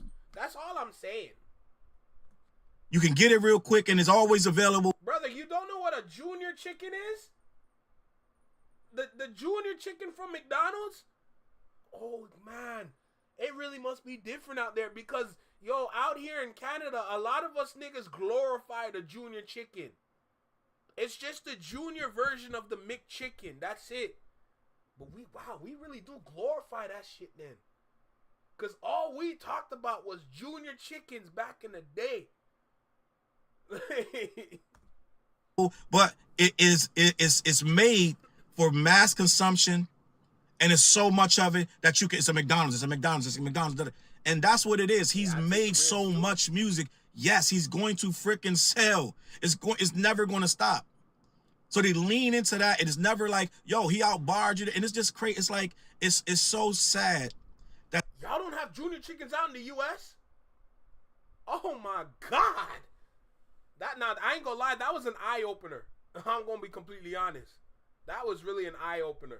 They make you hate this guy. I think this guy reputation it was already bad. Let's be honest. 10 years ago, they were calling Drake out. They were calling Drake out 10 years ago.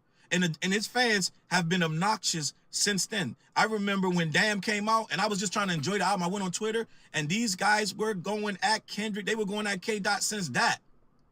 Like it's been a divide since that, and they've been slowly but surely. Before this battle, if I'm being honest with you, they were slowly but surely turning me on this guy. First of all, I was already kind of like, I'm just a hip hop head, so I didn't like all the extra stuff he would do with these songs, with these albums, and this and that. But I tolerated it. Now I don't even tolerate it. The fans make you, they make you like, as soon as some nonsense, I'm right there. Like get this shit out of here. So that's where I am because. You cannot give them a leg up. You can't give them praise. You can't even really be like, okay, I'm a let this guy live. No, you can't, because then they won't let your guy live. You know what I'm saying? There is no chill on Kendrick. There is no, we're gonna just fall back and no, every single day, all day, they gotta. How the hell would a junior Big Mac work? That must be like a time. Yo, I don't know how y'all, bro. How? Tear this man down. It's constantly tearing him down. His wife, his kids. It's all day, and they've become so nasty. And I'm just going to be honest. I know you're not going to dispute this. Kendrick fans were not like this. Nope. They were not like that. Kendrick fans were made like that. Kendrick fans, let's just be honest, were humble. And a lot of them Drake fans were Kendrick fans too. A lot of them like both artists. I remember when Kendrick was in the beginning stages, he was popping, he was blowing up.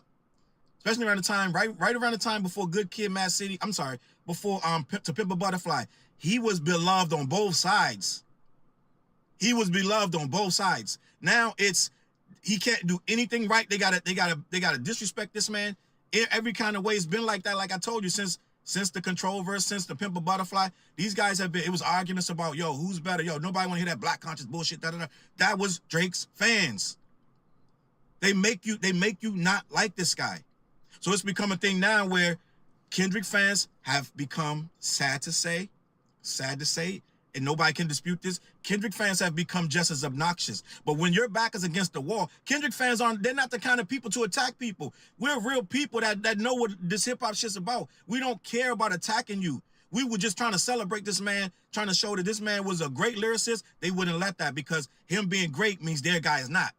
In their world, it can only be one person. And they wonder why Nicki Minaj was they always pitted her against, her fans pitted her against these motherfuckers. Let's just be fucking honest.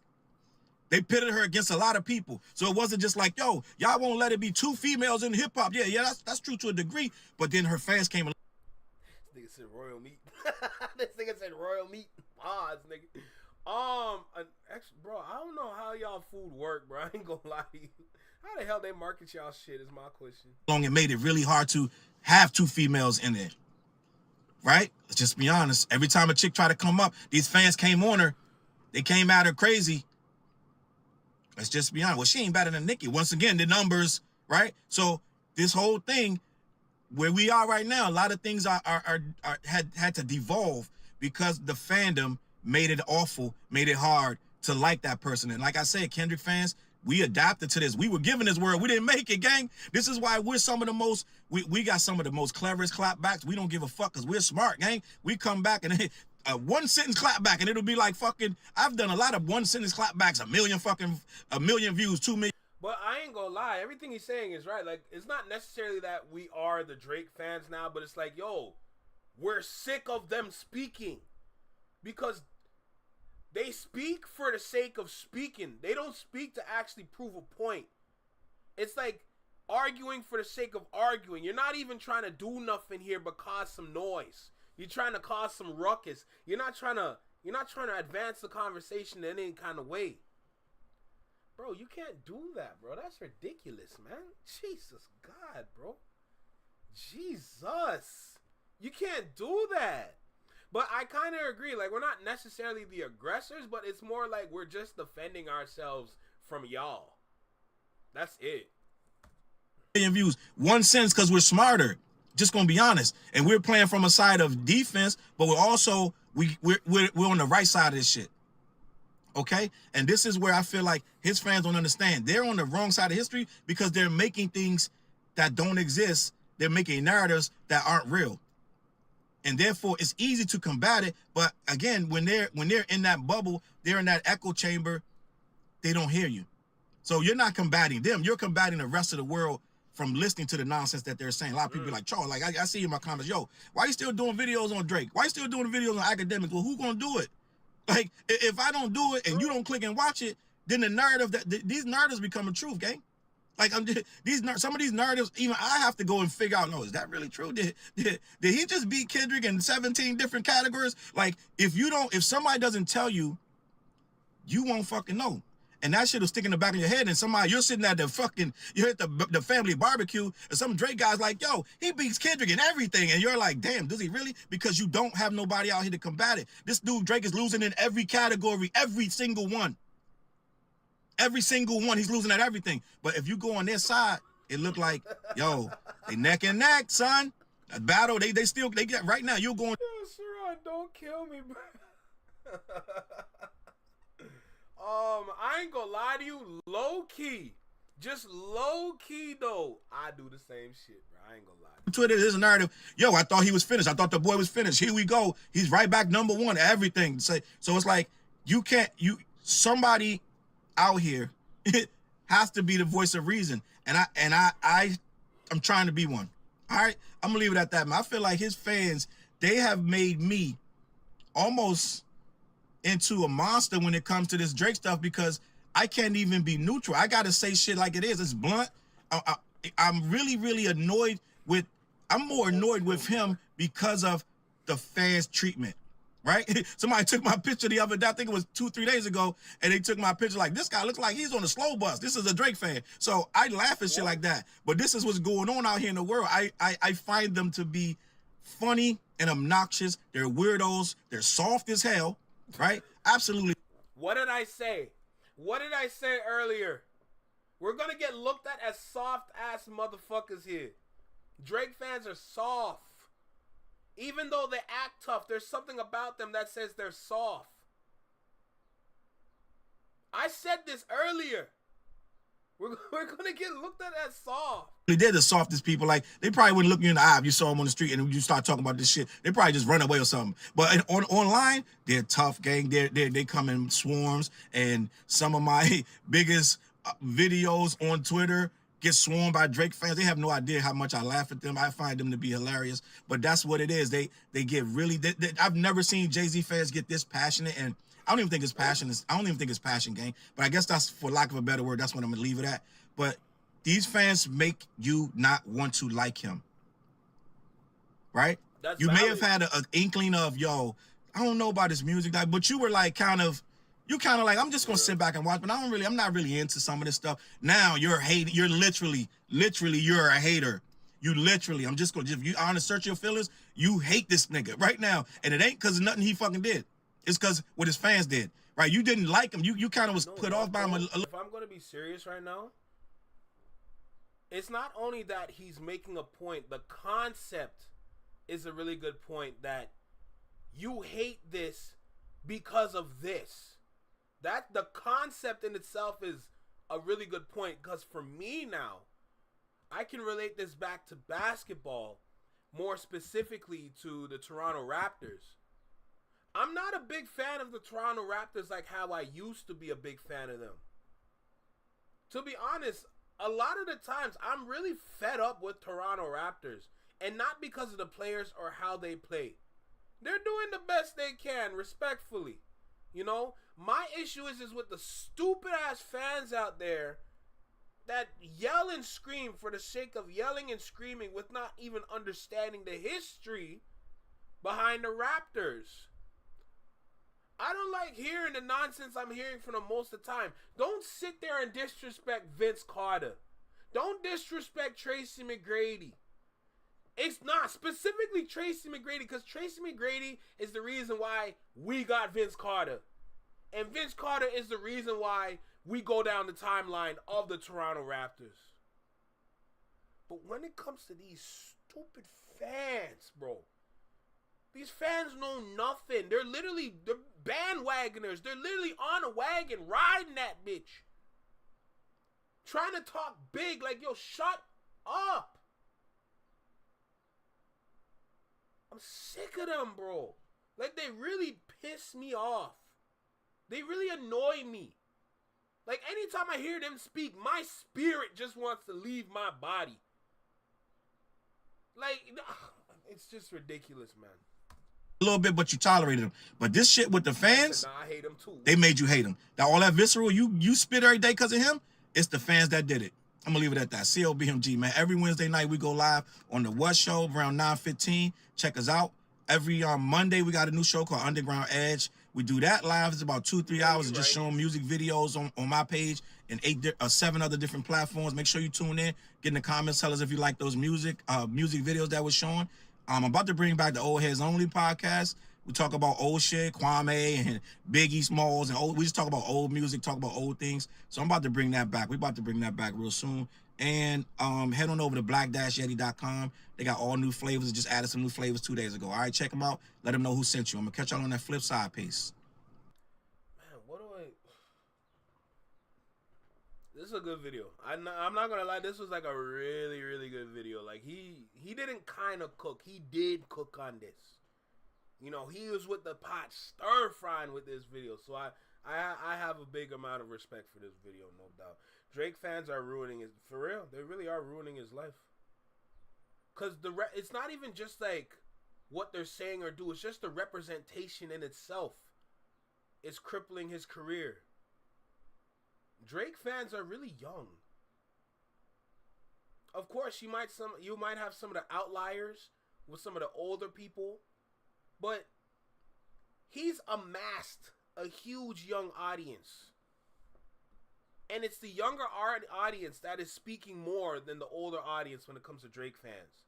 Of course, we've heard the nonsense from some of the podcasts out there that are saying that we are racial cucks for going to a Kendrick Lamar concert for whatever reason. I'm actually very disappointed in that dude because I didn't necessarily grow up watching his videos, but when I stumbled upon his videos, like, I actually liked his videos. Like, he did little comedy skits here and there from like cartoons, and all that. And I like how the comedy skits went. But to sit there and hear him say that is crazy. It felt like someone paid him to say it, because there's no way there's something that will come out of his wow, words are hard. There's no way something like that will come out of his mouth like that. That was crazy to me. So I was very disappointed when he said that nonsense. But at the end of the day, his younger fans are the ones that are speaking for him way more than the older fans. You know? So that in itself is like, yo, it's not only that you're messed up in the head, like your fans too, but majority of them are just lazy and don't want to do their research, which makes them unintelligent. So, oh well. Like, what do you want me to do about it? Whatever is what it is. I can't deal with the fans, man. Like when it comes to certain fan groups, I'm like, I cannot talk to y'all. Like, that's just me. Like, there's literally like certain fan groups out there, I'm just like, please just shut up. Please, like you know what I'm saying? Like, there's actually some people out there that makes me like actually fed up. Is that Slay? Girl, you're lucky I'm not going anywhere today. Can I turn my mic up a bit? I can. I'm just mindful because I know I had some issues with the mic. I'm gonna have to fix that. I hope that's good though. But yeah, nah. Yeah, nah, I can't deal with that shit, bro. I ain't gonna lie. I can't deal with that, man. I ain't gonna lie at all. It is what it is, though. Let's go ahead and move on to the next video, alright? Alright, cool. Let's see what else we can... I think I can get into that Sean C video that I wanted to watch yesterday. That's Big Zoe, and this is Sean C. He got a... I'm gonna check this one out. I've been wanting to watch this one since yesterday, and also since he uploaded it. I've been wanting to watch this one for a while now. But if you're not familiar with dude, he's technically a gamer, but the reason why I do watch him is because I ain't gonna lie, dude is mad intelligent. Like, the way that he's speaking, articulating himself, everything, I'm really impressed with how he speaks. I'm sitting back, I'm like, nigga, you game. Like, nigga, you're a gamer. Like, you know what I'm saying? But he be speaking, I'm just like, wait a minute. So hopefully this is going to be a good video. If it's not necessarily something I want to hear, I'll cut it. But definitely want to give this one a chance, no doubt. So let me go ahead and hit that record button. Let's go tap in with Sean C and catch a vibe. Yeah, I was supposed to go somewhere today earlier. Or not earlier, but coming up. But like... I decided to stay because I want to make sure that I catch up. I don't want to spend tomorrow catching up on things that happened a couple days ago. I don't want to do that. So I want to make sure that I catch up the best I can to all this ish. All right. So with that being said, let's go ahead. Let's get started. Salute to the chat. Salute to the Flex Mob. Salute to the Shadow Mob. Don't worry. Y'all treats going to be coming soon. If you're in the Discord, I dropped a little preview in there. I'm not going to lie. I dropped a little preview.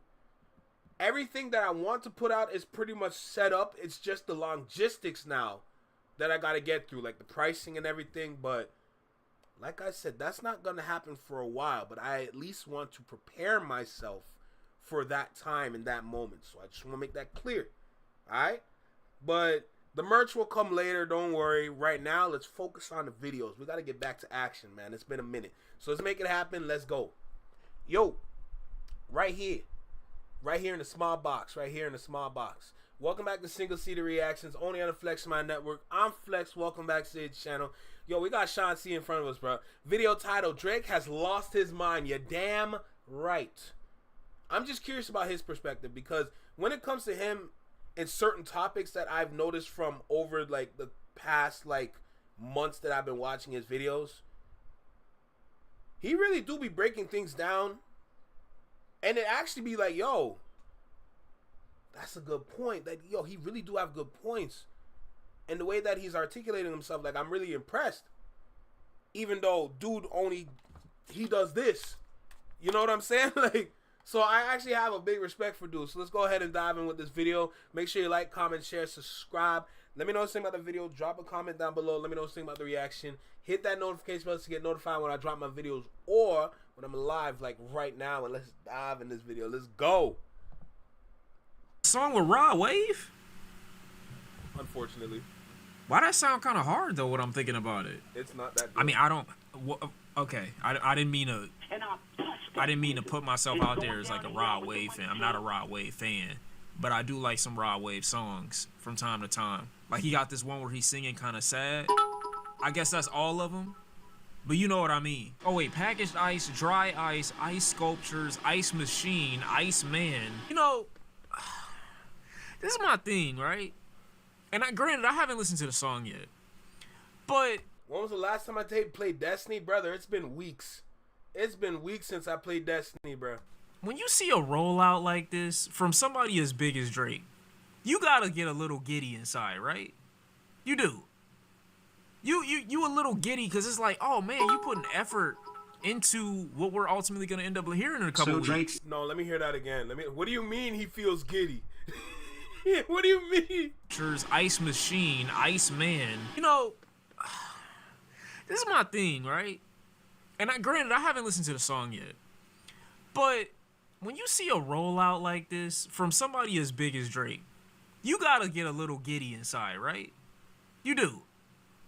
You a little giddy because it's like, oh man, you put an effort into what we're ultimately gonna end up hearing in a couple of weeks. You know, like you putting a little effort in to the rollout, and it makes me feel like this is something a bit more grand or more larger scale than you usually will put out. So. Whoa! When did these start coming back? We're not doing this. Whoa, do you understand how long it's been since I stopped having this? That's crazy. You got a song with Rod Wave? That is crazy. Why not to address it? But I am trying to say I'm okay with them moving on and then, you know what I'm saying, doing something completely different. Hey, bro, I gotta fix my internet, but I probably gotta carry you. I ain't gonna lie to you. I'm not quoting any other bars or nothing like that, but I really do agree that there is an element or a part of Drake that can still have a very successful career if you just no longer reference any of this other stuff. Hey, okay, King, let's go, bruh. Love to see it. There's an element. There's room for that Drake. It is. I understand why you will want to keep addressing it if that's what happens on this track, but I promise you, if you stick to this rollout, if he sticks to this rollout, and he makes it a bit more grand, and he has a whole concept and a theme along with it, you know what I'm saying? It's produced to a much higher regard. You're actually using some of the resources you have access to as one of the... But the things that he's explaining is the things that you're supposed to do as an artist. I see some people out there commenting about how well the marketing is. Don't give him special treatment. Your role as a fan is technically wrong because y'all give specifically for Drake, y'all give mindless appreciation to him, and he's gonna accept all of it. That's the part where you've been like, yo, you should have been doing this a long time ago. What are you doing? What have you been doing? All this marketing that you're putting into your one project, this is literally your job as an artist. This is what you're supposed to do. Instead of people praising him, they should be like, yo, you should have been doing this. What have you been doing this whole time? You think putting a heart in your head top is good brother, that was not good marketing. All right? That's been done before. Don't do that. The richest musicians in all of history and in music right now, you could really be in a different conversation. Genuinely. Is this like his Dexter arc? Because this all feels reminiscent Dexter. Yeah, the ice truck killer. Nigga, you ain't start eating yet? What is shit this? Cold now. Hey man, I'll be honest. I'm about to play it. I guess it's about to pop on.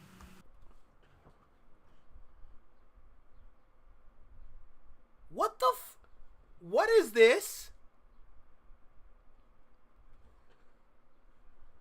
Iceman episode 1, 57 minutes long? Is this a vlog? I only watched like the 3-minute video. And then whatever happened by Dundas Square. Or whatever they call it now, because I know they changed the name. What the hell is this?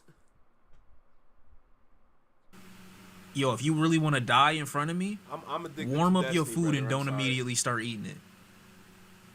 That's the quickest way to die in front of me. I'm not lying. If you warm up your food and you don't eat it within the first 5 minutes of you warming it up, I swear to God, Nah, King and Quickie, y'all soft. I play all 3, bruh. I'll kill you. I don't give a fuck if you love. Bro. Okay, hold on. Not the zoom It's just a in. lot. How do you go from the back room to in front of 50? What did I miss? Be cool, be cool. Everyone is saying the beat is cool, but the subject matter is shit. This love for my brothers and debt to a traitor. Let's go. You switched on the guys and supported a hater. Let's go. Yeah, I look at this shit like a BTC. Whoa,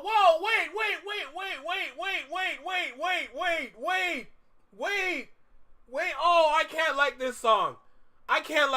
Hold on a second. I listened to it the other day, but I only gave it 1 listen. I never gave it a second listen, third listen, nothing. I only gave it 1 listen. Hold on. You switched on the guys and supported a hater. Let's go. You switched on the guys and supported a hater? Nigga, you were the one hating! Man, what kind of shit is this? Yeah, I look at this shit like a BTC. Could be down this week, then I'm up next week. I can't say it didn't surprise. Maybe not the one. Kendrick was saying you was offering niggas Bitcoin, so it's like maybe should have went with Ethereum. You know what I'm saying? Hell, troll niggas and go Doge on some shit. I probably wouldn't have referenced the Bitcoin though. Hey, let's go. This is some TLC shit on the dead guys. Some TLC shit, cause my nigga, you gon' need a chili ice pack for your left eye. I saw bro end up pop out with Denver and did Ryan gang since headlines. What the fuck you mean LeBron? I don't think that's true. How? Not LeBron is DeRozan? You can't rap at niggas that's not rapping back at you. Unless DeRozan or LeBron's about to drop a track. Nigga, say it again. At niggas that's not Say it again. Not LeBron is DeRozan.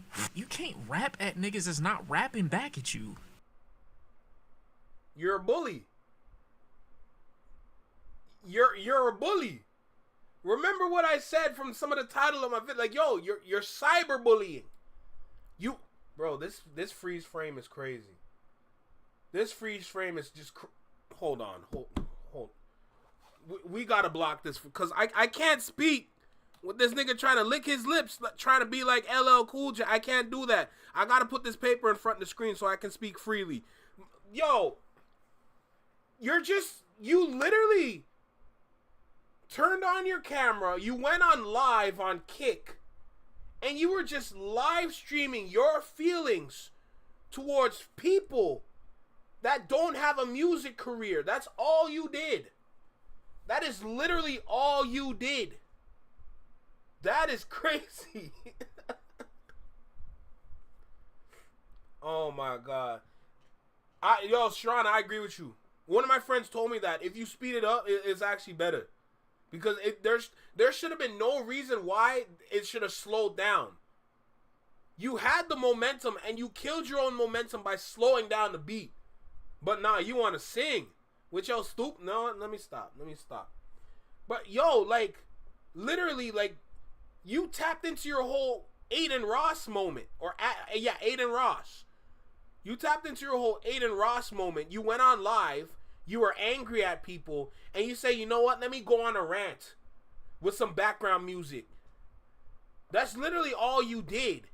and then you're inside of a U-Haul with a bunch of ice cubes trying to recreate the Icebox music video that Omarion did. That's literally all I'm seeing. That's all I'm seeing right now when I sit here and watch this. The dance is disgusting. The dance is absolutely disgusting, and the thing that pisses me off about the dance the most is that niggas will do that. Niggas here will do that dance because they love him oh so much.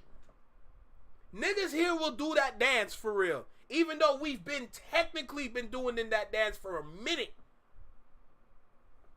Since the Migos, for us, it was the Migos. We weren't really on Block Boy JB like that, unless you were on YouTube or on, like, Twitter at the time, right?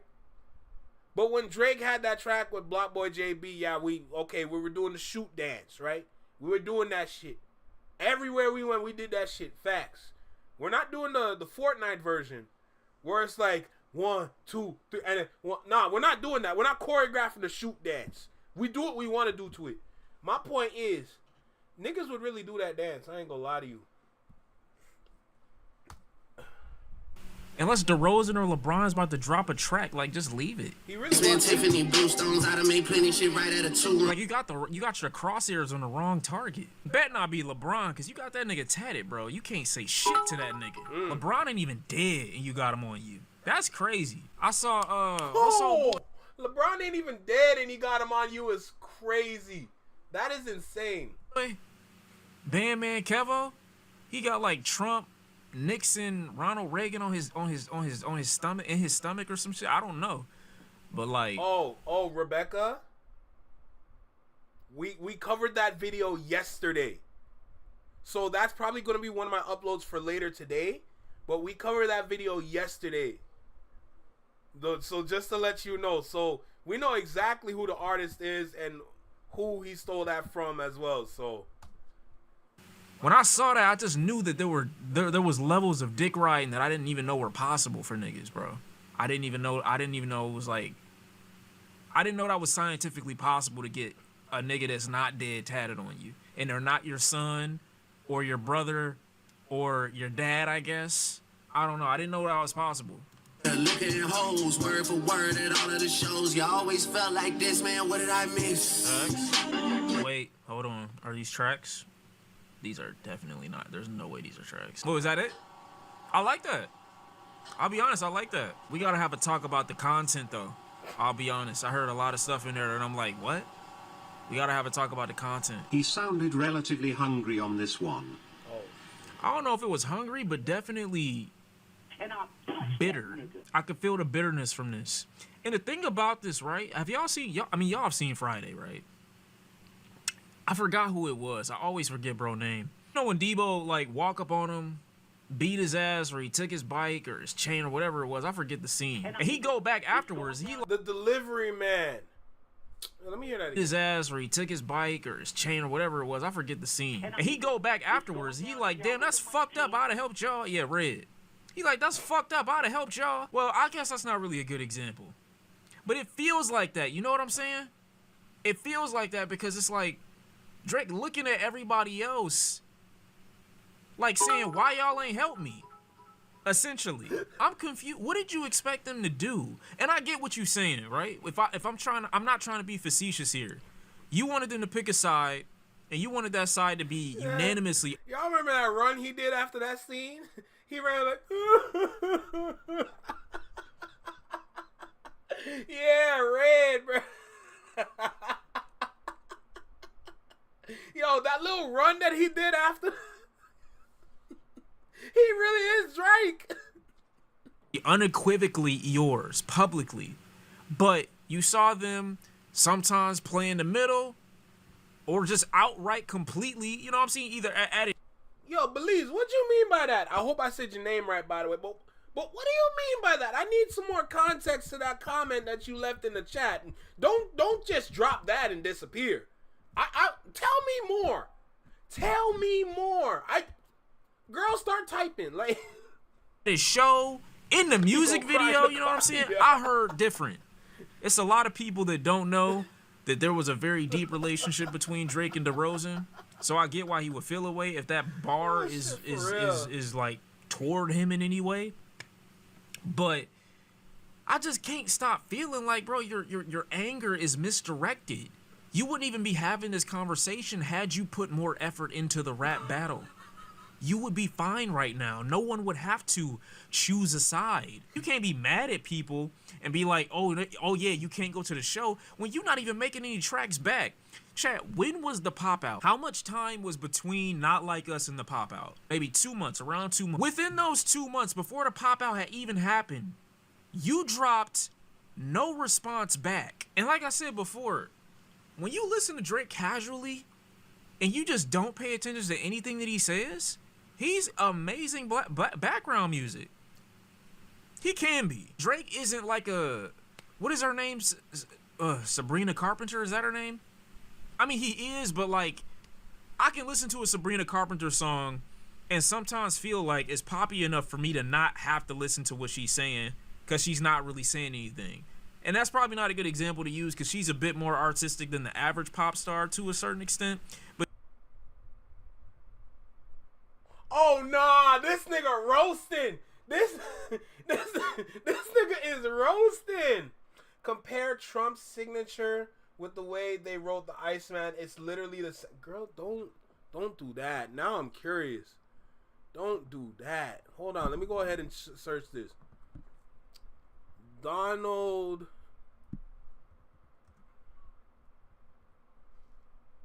No, hold on. Let me go and let me go and investigate. Cause whoa, hold on a second. Okay, let me go open up Google. Put in.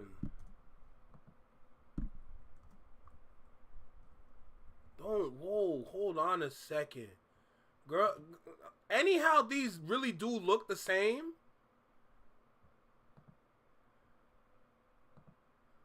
No, I gotta, hold on a second, man. Hold on a second. I gotta do some recon.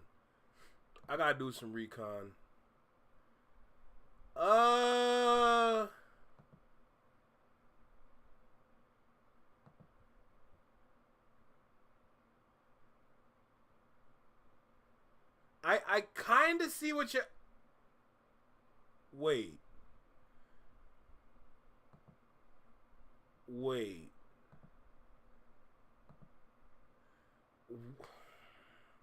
Let me change my screen.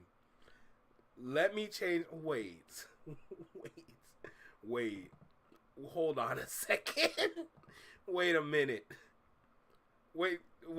Maybe I'm reaching.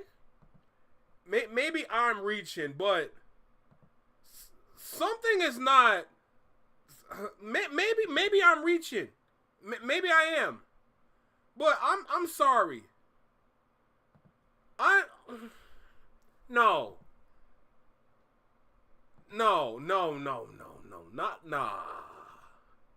Maybe I'm reaching. This concerns me though, because this is technically that. See, 6, 1 + 5. Okay, but no. Maybe I'm reaching. Maybe it's me. Maybe it's me. Maybe it's me that I'm. But no.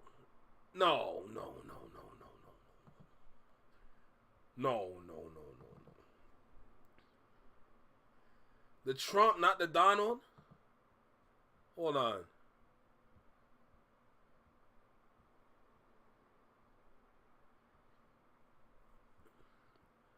I ain't gonna lie. I don't really see. Unless you can set it in the Discord, I don't really see. I ain't gonna lie. I can't make the comparison. But that does. My curiosity is definitely piqued. I ain't gonna lie to you. But she does like kind of lean into those regular basic pop tropes. You know what I'm saying? Like everybody else does. Drake takes himself seriously, and he doesn't make music that's like supposed to be listened to on the surface, if you get what I mean. Like, you're supposed to actually interpret what he's saying, and it's supposed to mean something. But when you know what he's talking about is like an outright lie to an extent, it's like, I can't take you serious. I'm looking at you and all these guns laid out, and I can't take it serious. Because I don't know who these are for. When you were supposed to respond, and I'm not saying you were supposed to shoot Kendrick Lamar or nothing like that, or any of his constituents, but what are you shooting at now? It's over. The war, it passed. The storm is not over you anymore. It's what's happening? What are the guns for? Are these loaded? Who are you aiming them at? I don't get it. And if I'm to give him grace and be like, well, Drake is paranoid now, and the guns are at everyone that he feels betrayed him, it's even worse. Because you're mad? Here, I really want to understand Drake. Because post this whole back and forth, I think Drake has been a very crazy case study. Wouldn't you be mad? The way that these relationships have been presented to me is that nobody in the industry is really that deep in anyway, so I really wouldn't be upset. Like, me thinking about this from an artist's point of view, I wouldn't look at nobody as if they have allegiance to me because we made a song together. That's just me personally. If you keep this in context and you look at the way he responded to Control, although I agree with his opinion about Control and the way people reacted to it, he said Kendrick said harsh words on Control. I didn't think Kendrick said anything crazy on that track at all. If that's how he responded to that, this is just like an extreme, I feel like an extreme overreaction to people that maybe you just realize now weren't that close to you. And the way that he's bringing it up, like, I gave you a hit, I gave you this, like, I made your career. I understand what you're saying. I think what's going on with Drake right now is that he doesn't really know himself anymore, because I don't know if you've ever paid attention to literally everything that he's said and done. I feel like he's kind of mapping his career just based on things people have said on Twitter or just said on the internet in general. Because it's kind of odd how well everything matches when he's doing it. It's almost like a one-of-one, like somebody said it here and he does it here. Because now when you go to, what's it called? When you come back to the song now, and he's talking about, oh, I made y'all niggas. The reality behind that is that you didn't make them. They made you. How dare you try to sit there and say you made Rick Ross, knowing Rick Ross was more poppin' than you? How dare you say you made Future when Future made you? How dare you say you made Kendrick when in reality, unpopular opinion, but Kendrick made you?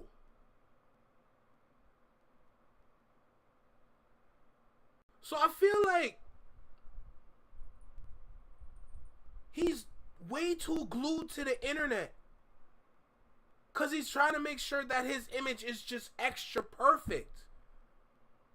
Like, this whole gun situation here, I feel like this is the internet all over again. Because there's no way you said, yo, let's get a whole bunch of guns that I've never seen before, and let's lay them out ever so perfectly on the ground, and I'll just start dancing in front of them. Like, what are we doing? And like, for the stats and for the board and for the numbers, it looks like you really, you know what I'm saying, elevated this person to an extent. But if that's how you think, then like, what are you talking about? He's so tight. You exposing, you saying all of this because they showed up in a video, or they were at a pop-up show, or they reposted a song, or they were seen out listening to it. Like, what do you want them to do, bro? You're not making any music.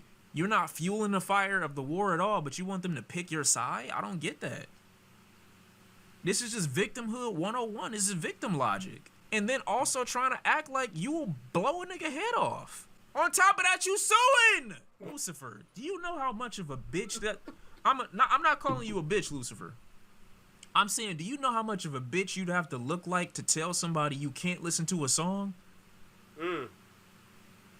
What? Somebody go tell Baka that too. And anybody else that tried to not let Not Like Us play in Toronto, because they really tried their best to make sure they don't hear that song in Toronto.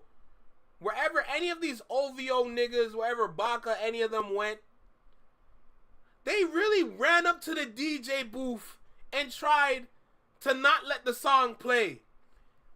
I don't know if the video recording is still out there, but there's a recording out there when Baka tried to make the DJ stop playing the song. And the crowd said, nah, let that play. I don't know if that footage is still out there, but if it is, my God, I will put it in the Discord. But they really tried their best to not let that song fly. Y'all worried about the wrong song. Bro, I would be more heated about Meet the Grams than Not Like Us. I'm a grown fucking man. You talking about I bet not hear you listening to Not Like Us? Bitch, are you crazy? I bet not see you in no club. I'm sorry, what's Ameriguns?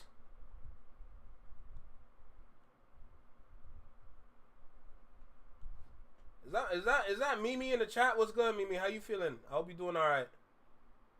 What's Ameriguns?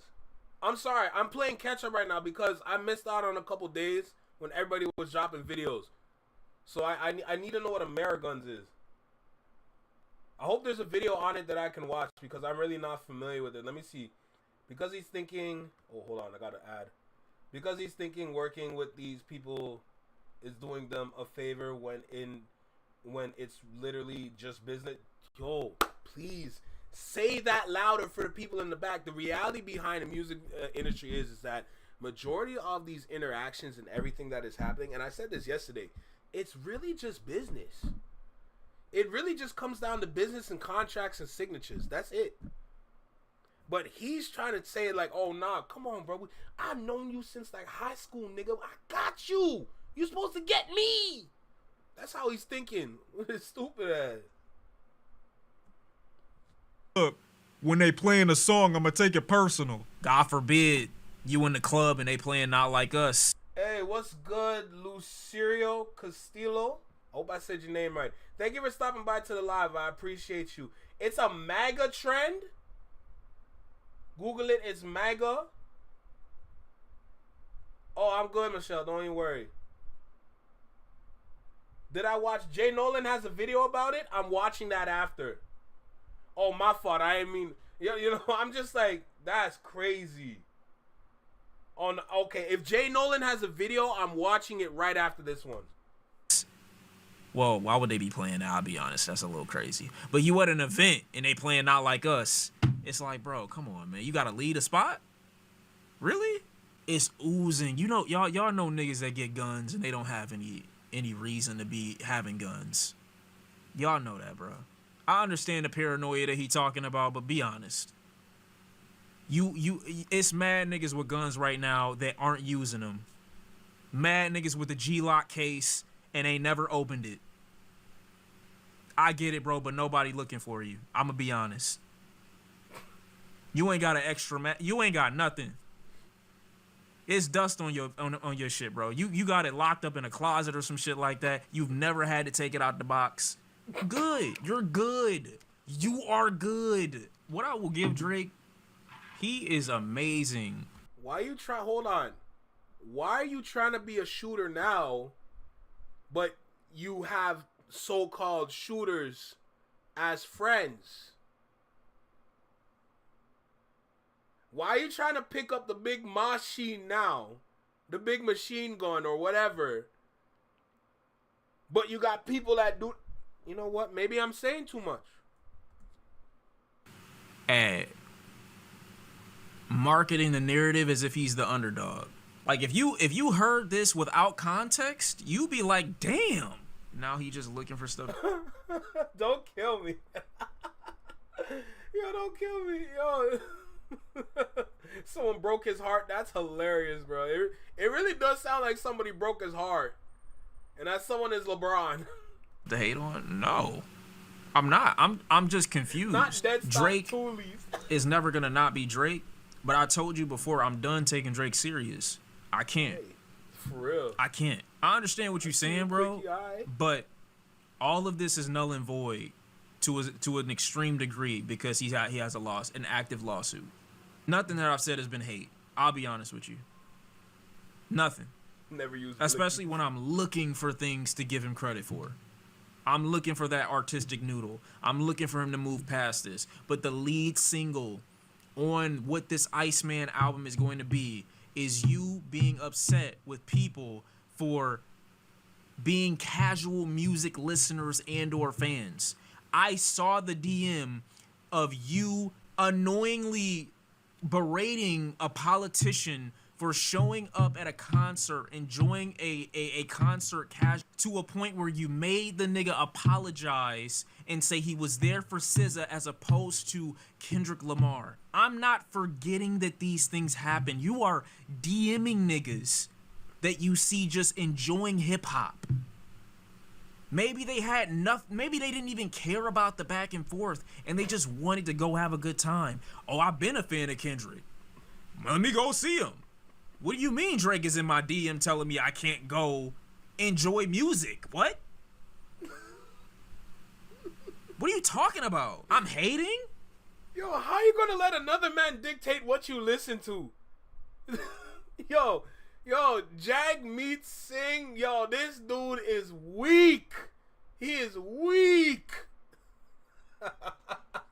You gonna let a next man dictate what you can and can't do? Yo, shut up, bro. No, I have a memory, and that's what he counts on. He counts on his fans to enjoy the energy that he's delivering in the new tracks and to forget about all the antics leading up into the single. Me keeping all these things in context, I could never take the nigga serious again. But am I gonna listen to the music? Am I gonna enjoy the bop when it come out? Yo, Michelle, that's a bar. Drake's gambling addiction is getting out of hand. Everything he's put out since the beef has been a gamble, and he's lost every time. That's a bar. Is it gonna stop me from listening to Nokia? Is it gonna stop me from enjoying some of the melodies that are within this track and hearing the "Let's Go" like he a Mario brother? I'm cool with it. I fuck with it. I'm not even lying. I fuck with that. I fuck with the sound. I do. I fuck with the sound. I do. But the not like he's a Mario brother. Let's go. Content. It makes him look crazy. I always felt like him being upset with, DeRozan is justifiable given their past, given their relationship. I'm cool with that. I just feel like there's a bigger elephant in the room. If you're gonna make somebody the enemy on a track, it shouldn't be DeRozan. It shouldn't be LeBron. It shouldn't be Rick Ross. Oh, that was Drewski? I swear that was Baca. I'm not gonna lie. I didn't know that was Drewski. I swear to you, I thought that was Baca, bro. That would have been so funny. It should be the nigga that you're essentially suing. These people should not be the target for your lead single off Iceman. It should be the nigga that called you a pedophile. It should be the nigga that said your son would be better off if he was your mentor and not you as his father.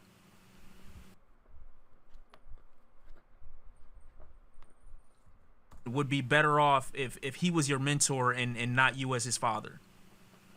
It should be the nigga that... Bro, this is how I know a lot of us here really don't understand Meet the Grams. My dog really sat your child. The nigga talked to your child, bruh. The man said, "Dear Adonis." And to this day, you said nothing about that. You said Kendrick literally made a track and put it out 20 minutes after your diss track talking about, "Dear Adonis, I'm sorry that man is your father. Let me be on." And you said nothing? Bro, be so... Nah. This dude is soft. Bro, he didn't even pick up a damn gun. He's just dancing around it. This man's emoting. He is emoting around his loadout. Dead stock, like what King said. Bro, be so free. Said that your dad did a horrible job raising you and your mom was a victim to your father. Oh my God. That's who the target for your anger should be. Not DeMar DeFucking-Rosen.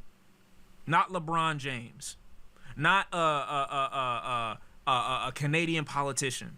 You aiming at niggas that can't even rap back at you. I guess DeMar about to hop in the studio?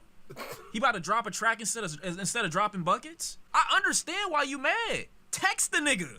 Why you want a track talking to him like he about to say something back? To be fair to Drake, we all have misdirected our anger at times because we were helpless when facing the real cause of our anger. It's been enough time, though. You get what I'm saying? I understand what you're saying, Six, but at the same time, it's been enough time. This happened a year ago. Post lawsuit, post everything, you should have a little bit more clarity now and be like, you know what? I know who. Josh, ever since I realized that, I have Meet the Grams running through my head right now. Kendrick Lamar said way too much in Meet the Grams for him to not say nothing. He didn't say anything.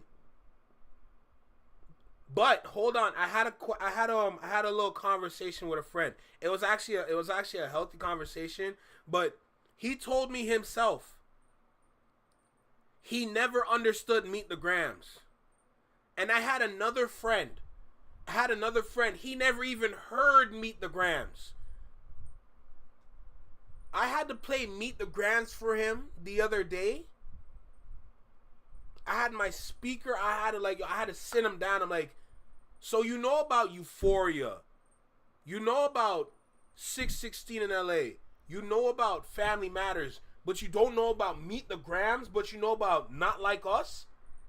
I had to sit him down the other day and play Meet the Grams for him. This nigga almost cried. I swear to you, he almost cried. Because he couldn't even fathom the content matter in Meet the Grams. How do you let a man sit every person in your family down and talk to them like that? And you're not doing nothing about it.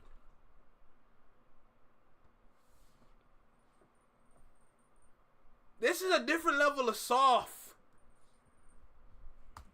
Whose fault this really is. Drake always gonna do corny shit that's never gonna change, but in terms of the angle of the rollout, would you say it's one of his best in a while? Just curious. Yeah, but I'm disappointed that this is what it amounted to. For his first single. If this would have come out on the album and it would have been like maybe a different track, you know what I'm saying, track 3, 4 or some shit like that, and it wasn't a single, I'd be like, all right, cool, whatever. But this is the first one that you put out. I can feel the energy of it. It's very victimhoody. I've been betrayed. Feel bad for me in a bit of a way. It's not really indicative of like you calling yourself Iceman, bro. Like, where's the killer at? Where's the demon? Where that nigga that can't be fucked with? Like, where he at? This would be like Michael Myers writing diaries to fucking Jay. Yeah, he never heard Meet the Grams. I played it for him like a couple weeks ago. This man couldn't fathom what he heard in Meet the Grams. And then my other friend, going back to that, like, he never understood Meet the Grams. He thought it was just a boring song. I had to break it down and explain to him.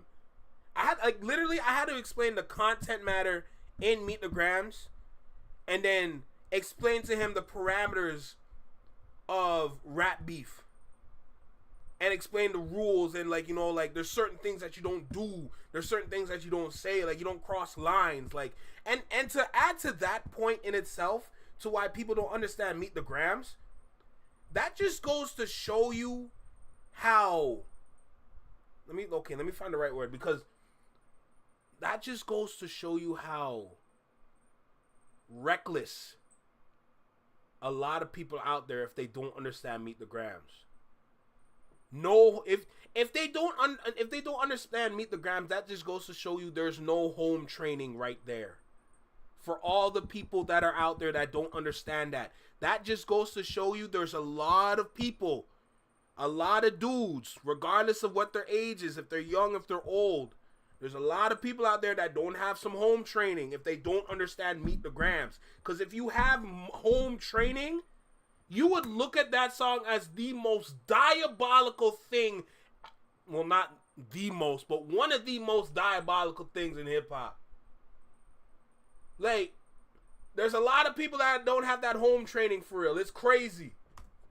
Jason and Freddy Krueger talk about, why don't y'all fuck with me? What is that, man? Sharon, that's another good Well, point. yo, demon. When we start to have fun with the rollout, and then I feel like it's going back to this place, it's so disappointing, bro. Like I said, Drake is a master of changing the rapping and giving you the same gift over and over and over again.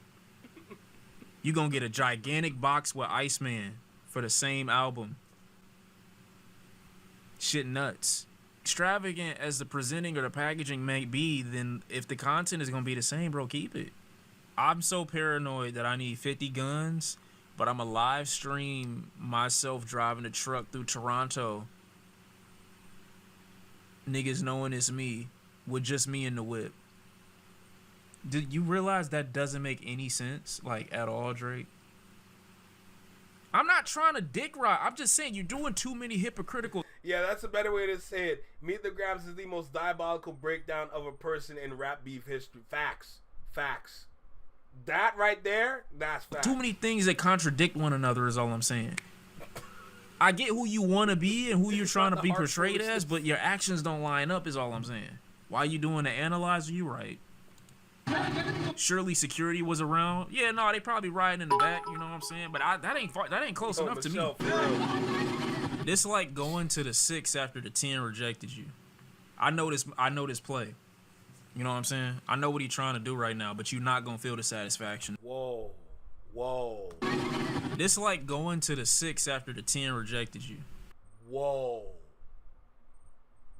Whoa. Whoa. Was that an entendre? Whoa. Was that a double or a triple? Cause whoa. Not the Cineplex. Oh no. Oh no. Not the E and the X turned off on Cineplex. Oh no. But whoa. Hold on, I gotta hear that again. To me. This like going to the 6 after the 10 rejected you. Yo. Whoa. This is like going to the 6 after the 10 reject. Nigga, can you rap or not? What the fuck? Whoa. Whoa. I know this play. You know what I'm saying? I know what he's trying to do right now, but you're not gonna feel the satisfaction. That 10 still said no, Drake. It is what it is. You're trying to make yourself feel something, you know what I'm saying? Again, I get it, but like at the same time, it's just not gonna hit the same way unless it's from that one. That's all I'm saying. Pussy, don't look away now. Don't look away now. Don't get shy now.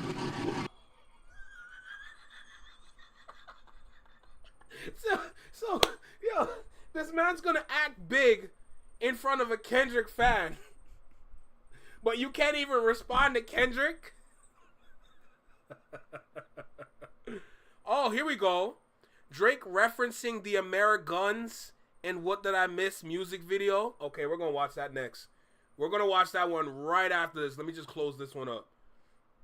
Oh my God. Bro, I ain't gonna...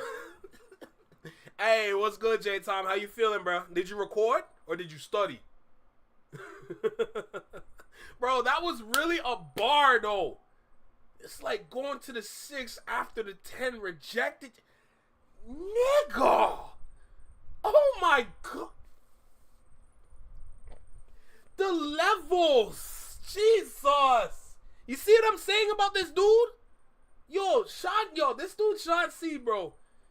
This boy is different. This boy really is different. God damn. God damn. Jesus. Jesus. God almighty, bro. Wow. That was crazy. That was crazy. Wait, your phone was in your pocket? Nigga. But nah, this whole video, like, I'm always gonna listen to, I'm not gonna lie, like, I'm really gonna sit here and listen to dude, because, like, the way he be speaking, the way he be breaking down, the way that he, like, that he be putting together his points. Like, I actually have a big and heavy respect for what he's saying and doing, because out of a lot of people that I watch, this channel is just, it's unique as hell. It's really unique, you know? But that's crazy. That's crazy. But either way, look, let's go ahead and check out that next video, because I want to learn more. Some red hat kind of nonsense. Yeah, we're going to have to sit and talk about that one. We're going to have to sit and talk about that one. So let's wrap this up. We're going to go ahead and get into that next video. All right, let's go. Yeah, he's scared Meet the Grams 2 will drop if he responds. Yo, I'll Grams Part 2, where he's talking to the baby mom. Oh. Oh. Whoa. Whoa. If there's a Meet the Grams Part 2, and he's talking to the baby mamas, nigga. I'm not trying to scream right now, but I feel like yelling like, yo, that would... Ooh, nigga, Drake, you gonna have to Malcolm X this nigga, bro. you gonna have to Malcolm X him if he does a part 2 for you. If there really is,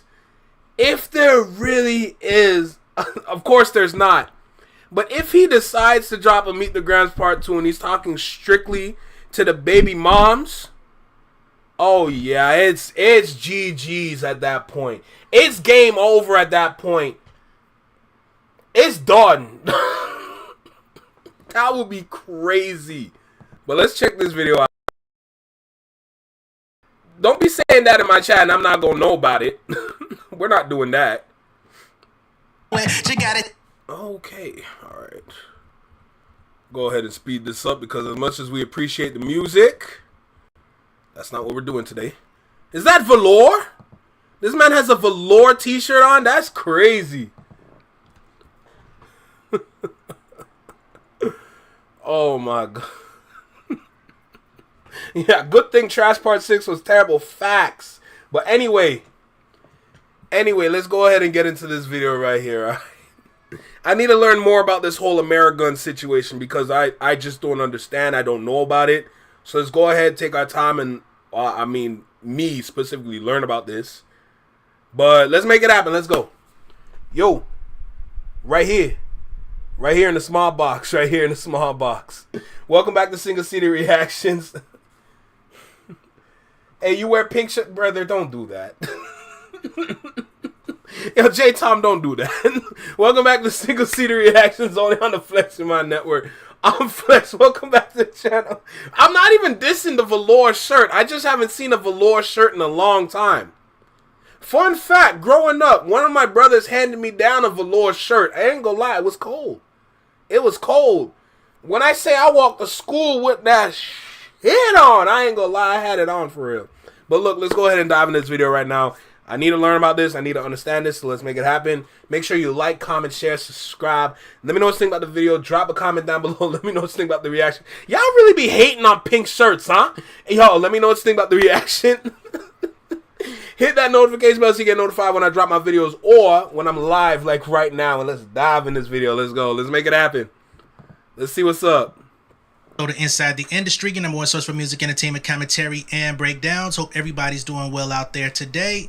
Now, in this particular video, we're going to be getting into Drake and piggybacking off of the new record he just dropped called What Did I Miss? All right? God. Now, I think everybody at this point has probably seen the music video, or at least portions of the music video. But one of the biggest, most talked about sequences in the shot were where he starts out and he's in the backyard of his new house out in Texas, and he's got all the guns, the whole line of artillery that's pointing in his direction, while he pops shit about, you know, all of these guys who betrayed him, turned on him, hanging out with niggas that tried him, and all of this stuff, right? And a lot of people are having mixed feelings about this.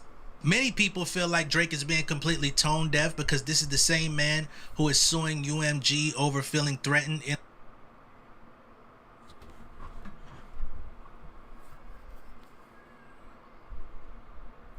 Jay Nolan is married to Jamie, or Jamie, sorry. I'm so sorry. There's usually an E on the end of that, but my point is, Jay Nolan is married to Jamie, that's me,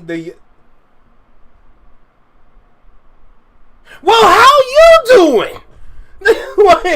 wait, what, for real? Girl, drop your YouTube channel in the chat. I'm trying to subscribe. Like, what are we doing? Are you serious?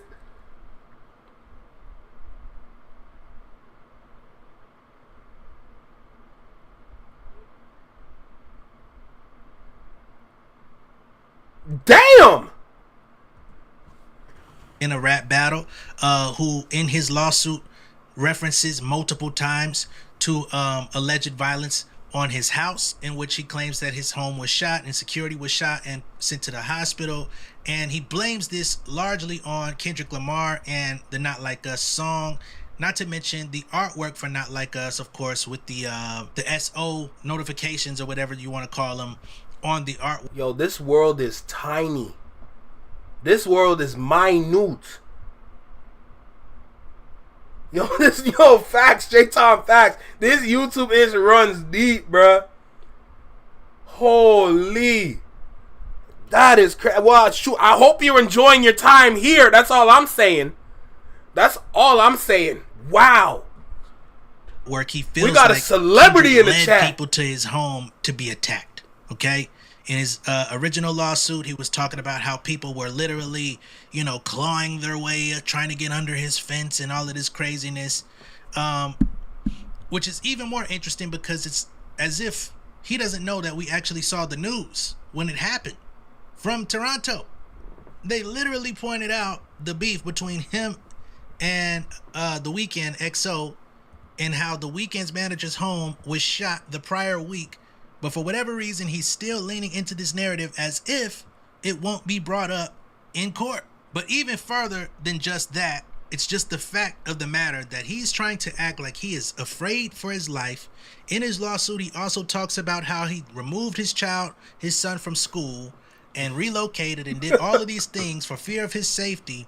But now he's in the backyard of his home with who knows how many, 30, 40 guns, all pointed in his direction while he plays dress up like he's a killer, like he's the man now. So he's ready to go to war with Rambo. There's a lot of conversation happening around this record. A lot of people are ripping it apart because he's still playing the victim. He's still not owning up to any of his actions. He's basically saying everybody's turning on me, everybody's betraying me, without having any knowledge of what he may have done or did to these people to make them turn and switch up, right? However, we're going to take it a little step further today because shout out to, I'll just say my correspondent out in Texas. I don't know if you want to be shouted out, but shout out to you who reached out to Yo, Jamie, I think I found your channel, so I'm going to subscribe to your channel. I ain't going to lie. Whoa, hold on. Let me go ahead and read this again. She says, Jay Nolan is married to Jamie, that's me, the YouTuber. So that's Belize, that's in the chat. I'm just saying, like, yo, we're watching Jay Nolan, and she's right here. Oh yeah, that's that celeb. Celeb. To me, and basically was like, hey, there's a deeper layer with this Drake imagery in the backyard. That's his ranch in Texas. But not only that, he's referencing this photo book called The Ameriguns. Okay, now some people may already be familiar with The Ameriguns. Maybe some of y'all have already seen an Instagram post that's basically pointing out the reference, but I haven't seen anyone on YouTube as of yet pointing this out, so we're going to address it today. Now, in order to contextualize the Ameriguns and the reference coming from Drake at this particular time, as he recently moved into a home out there in Texas, and I believe he's like in a pretty rural area. He's not actually in Houston. He's in close enough proximity to Houston to where he can easily get there and maneuver and go back and forth and hang out with the J. Prince family and all that stuff. But he's not actually a Houston resident.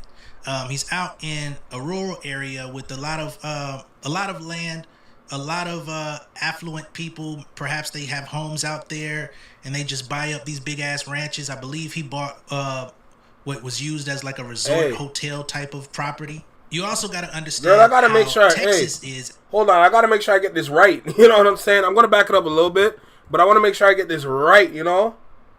So that's the channel. But boom. I'm gonna go ahead and leave that right there. But yeah, no, I want to make sure I go ahead and subscribe.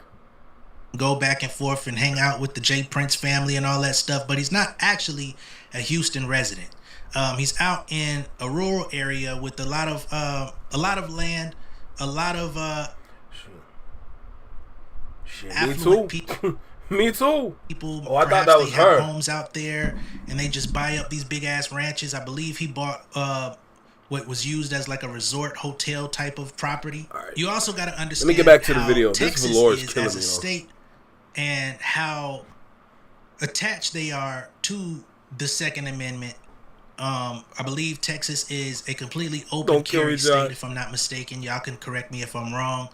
But out there, they love their guns. Okay? Now, there's other places in America with very similar tendencies, especially in the South and Middle America, areas that you probably don't frequent, don't really be around. You know what I'm saying? But there's a lot of people that have these arsenals of artillery in their homes, and they have them around their kids, all of this stuff, and it's documented in this book called The Ameriguns. So here it is stated by Street Art Glow. They say, in his new music video titled What Did I Miss, Champagne Poppy, that's Drake's Instagram handle, references the Ameriguns photo series by Gabriele Galimberti Photo, okay? Galimberti traveled to every corner of the United States, from New York City to Honolulu, to meet proud gun owners and photograph them and their weapons for a series titled The Ameriguns 2019. All right. Now, as you can see here, this gentleman here, this is a black guy. This is not your prototypical hick person or anything like that. He's in his backyard at his pool. He is shooting a flamethrower. Looks like he's got family in the pool. And as you can see, he's also got his artillery laid out in a very similar fashion. As we go through these photos, you're going to see that this is a thing. Okay, that's Drake with his, not to mention he's got those two ARs pointing at each other in the back. Some people say that's a reference to the big three, being him as one of the big three, and then the other two. Shut up! Are you serious? There's no way people are saying that. No. There's no way people are saying that. There is no way people are saying that for real. Let me hear that again. His, not to mention he's got those two ARs pointing at each other in the back. Some people say that's a reference to the big three, being him as one of the big three, and then the other two aimed at each other. I don't know how true that is. I'm just relaying to y'all what people have said. Moving forward, this is another photo from the Ameriguns photo series. Okay, so this is what looks like a couple in the bedroom, and the lady in the relationship is the one holding the big heat. Okay, and it's all laid out. We've got an older couple. You know what I'm saying? These motherfuckers look like they eat deer every day. They look like they kill niggas. You understand me? And they got their shit laid out too. Okay? You gotta be kidding. Young lady here, she's got her guns completely surrounding her tub. You know what I'm saying? She finna get a call like, Biggie, who the fuck is this? Paging me at 6:46 in the morning, crack of dawning, now I'm yawning. Wipe the coal from my eye to see who is this paging me and why. Holy shit. Nah, this is ridiculous. This is ridiculous, man. What the hell is going on? These motherfuckers not only got guns covering their entire deck, they got them bitches on the roof of they motherfucking shit. And if you look to the left, you see you know, shit, this man looked like he could have played in the Beatles. Okay, you got someone here. Clearly, this person must be from Texas. You know what I'm saying? Standing in that star. Okay, so this is the photo series that Drake is receiving his inspiration from, with that scene in his backyard. Nah, y'all love y'all guns a little, just a little bit too much. Y'all love them things a little bit too much, man. You don't. Why do you have a loadout? This looks like your vault. This looks like your vault of weapons. Why do you? That's too much. Ain't nobody gonna storm your house like that. Aliens are not going to invade. Sorry. You don't need this much. Oh my God. Okay, we've got this lady here. She looked like she finna goddamn. This girl looked like she came from the show Wednesday. She part of the Addams family. What the f? To go to court, fry your ass in the courtroom, and then come back and fry your ass with some heat. Okay? She ain't playing. And she looked like she might eat your ass with the Addams family. Okay, you got this man here, his entire, you know. This nigga has skins on his gun. There's about 4 pink weapons. Give me one of them things. Let me hold that. This nigga got gun skins. What the what in the Fortnite is going on here? Living room floor is covered. He spent more money on guns than good furniture. So this is just to give y'all context as to what it is that they even got the Asians. Oh yeah, it's raps. Here look like Loki, look like Johnny Dang or somebody. I know it ain't. The man said he looked like Johnny Dang. That's this nigga said he looked like Johnny Dang. Yo, if y'all know about Johnny Dang, bro. But he got his shit in the motherfucking music room. He got a goddamn piano. He got an upright bass. And he got that fire for your ass. No. Now this nigga right here, boy. You know, this mother, he look like he ready to play in the next Transporter movie. This nigga look like he just killed somebody yesterday. What the fuck? What is going on? You feel me? Now one might ask, why is this important? Why is Drake referencing this? I don't know. But to get further information about Gabriele Galimberti and his motivation behind the project, the description states, half you of met all the Johnny firearms Dang in the world that are owned by private citizens for non-military purposes are in the United States of America. Half of the firearms in the world that are owned by private citizens for non-military purposes are in our home country here. For me, wow. I'm sure we've got some people abroad that tune in as well, are in the United States of America. The overall number indeed exceeds the country's population. 400 million weapons for 328 million people. So we are outnumbered as people by weapons. Okay, firearms to be exact. This is not a coincidence, nor is it a market-related issue. It is rather a matter of tradition and constitutional guarantee established with the Second Amendment ratified in 1791. This law reassures the inhabitants of the newly independent territories that their federal government would not be able one day to abuse its authority over them, and they are guaranteed the right to bear arms. 250 years later, the Second Amendment is still ingrained in all aspects of American life. Gabriele Galimberti has traveled to every corner of the United States, we talked about that, to meet proud gun owners and photograph them in their weapons. He has photographed people and guns in their homes and neighborhoods, even in places where no one would expect to find such arsenals. These often disturbing portraits, together with the accompanying stories based on interviews, provide an unexpected and uncommon view of what the institution of the Second Amendment really represents today. Okay?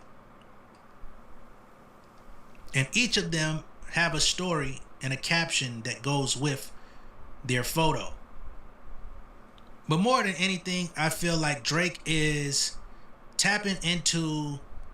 he's trying to tap into deep South, deep Southern roots. All right. It was just a couple weeks ago. He walked out Morgan Wallen to the stage. He was wearing his entire cowboy getup, big belt buckle, boots. Tried to do his own Canadian tuxedo thing. And he was heavily criticized by a lot of people for walking this person out, who is a white man from the South who has a history of using the N-word. All right. I know about that. Drake fans, of course, came to the rescue and said, hey, what about the other rappers that have collaborated with this guy the same way? To which people said, and we talked about they ass the same way as well. However, Drake is a much bigger artist than all of them combined. Therefore, he should understand his influence. I think that's kind of fair. So you get the Morgan Wallen appearance. You get Drake popping out at WWE last year, which was something that he was dragged out to, which wrestling is a very big thing in the South, not only in the South, right? Because you got WWE's roots come from Vince McMahon in Connecticut, but it was mostly a Southern thing before WWE really took off, which was WWF. You also have this reference here with the Ameriguns. And some people are wondering whether or not Drake is going to lean into, at some point, doing country music. Right? We've seen him delve into pretty much every... I mean, that's the one genre he hasn't touched yet, so don't be surprised if y'all hear Drake on a country track. I'm just saying. The other genre of music along the way. He tried to make Middle Eastern music. He's tried to do Caribbean music. He's done trap. He's done Caribbean He's successfully. done some of everything. Unfortunately. Earlier this year, we heard him trying to get into even Latin music with that Padre song. So I'm sure country music is right around the corner. Whether or not we're going to get it on this Iceman thing, I would hope not for his sake. It would be far too soon. But we are definitely witnessing the conservatism movement of Aubrey Graham. That's what's going on here. People like myself, I've been pointing this out for a while. I said after the battle, the best, I won't even say the best because I don't think it's the best, but I felt like the most obvious choice for him would be to become a right-wing grifter.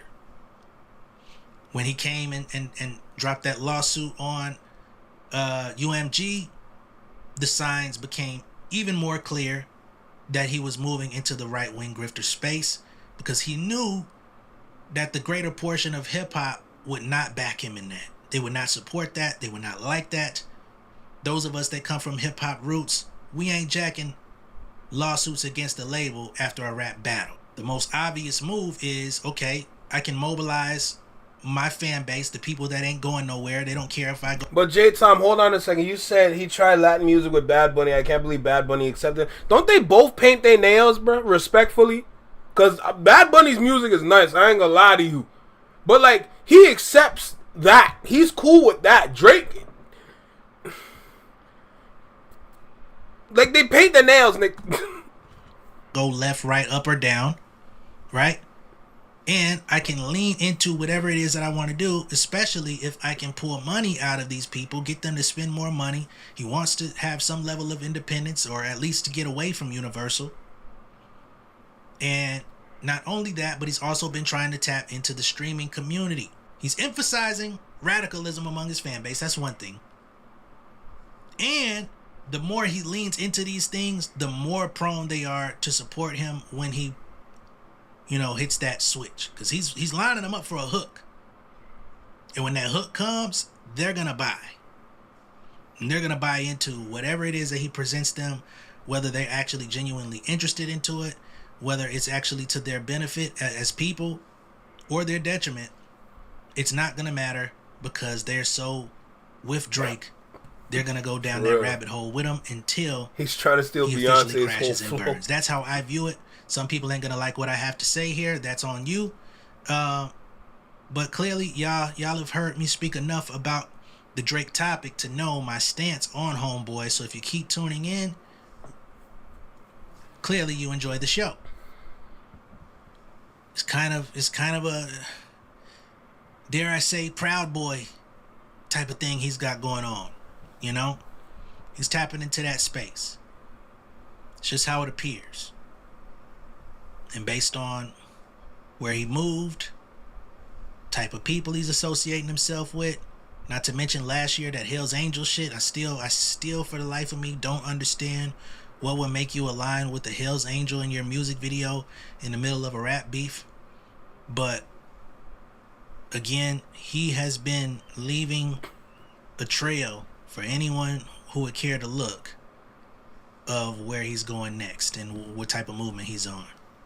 But y'all let me know what y'all think of all this down below in the comments. Be sure to like and share this video. If this is your first time seeing me on YouTube, go ahead and subscribe to the channel, become an insider, and I will catch y'all on the next one. More content on the way. I'm gonna catch y'all later. Peace.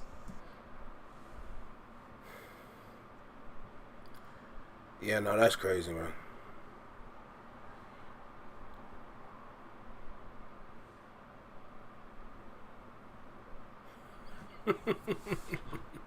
Bro, this is ridiculous, man. What is going on with dude? What is going on with dude? Because now I'm at a point where it's like, brother, everything you're doing is not working. It's about time you take that step back away from music for a little bit. You know, you start your streaming career. You know, go ahead and accept those donations from all them little kids. You know what I'm saying? Drake just followed where the money at, so he tries to get as many other people's fans as he can, especially when they're hot. Yeah, that's true. But there's nothing original or unique about his own work. Facts. So those fans aren't even there for him. He can't maintain that momentum after the type of yo, girl, if you want to just say facts, just say facts. Like, yo, everything you're saying is true. Like, he's trying to maximize his fan base by going to everywhere where he thinks he can obtain some fans. Back in the day, like, that used to be strategic. Now it's seen as some bullshit, especially when Drake does it. Now it's different for other artists, absolutely. So it's almost like selective bullshit, but like, let's keep it a stack, man. There's certain artists that are utilizing that tactic, and a lot of it really doesn't work for them. And for Drake, unfortunately, he's one of them. Because he really thought walking out with Morgan Wallen or however you say his last name was going to do numbers for him in his fake Canadian tuxedo. Man couldn't even put together the tuxedo properly. You literally had the example. You couldn't even follow the example. Anyway, my point is like, bro, you need to take that break from music, man. Stop making music, man. Stop making music because you just refuse to change. You refuse to grow. You refuse to recreate. You refuse to really use your pen since you want to write that "What Did I Miss" track. Like, your feelings are really hurt. You can't control thyself. Like, it's not even kinda embarrassing. It's very embarrassing. And it makes us look worse. Because now if we have our artists that we want to put on and get popping, just like Quickie in the chat where he mentioned 3 different places in Canada. And we go back to the conversation where when it comes to Toronto, people are going to know about Toronto, but all the surrounding cities, no one's going to know. And no disrespect to Quickie, but I'm just using it as an example. He named 3 different places. Quickie named Toronto, Montreal, and Ontario. Brother, you're going to be a case study. I'm telling you this right now. Quickie, you're going to be a case study. Toronto, Montreal, and Ontario. Toronto, cool. Montreal is in another province. And then Ontario is the province itself. You know? But that's the point that I'm making. When it comes to people outside the country, they're not going to know about the surrounding cities. Same way when you look at Drake trying to obtain all these different people around him, all these different fans around him, they're not really there for him for real. They might follow, they might like a couple songs, but they were never there for him. You know?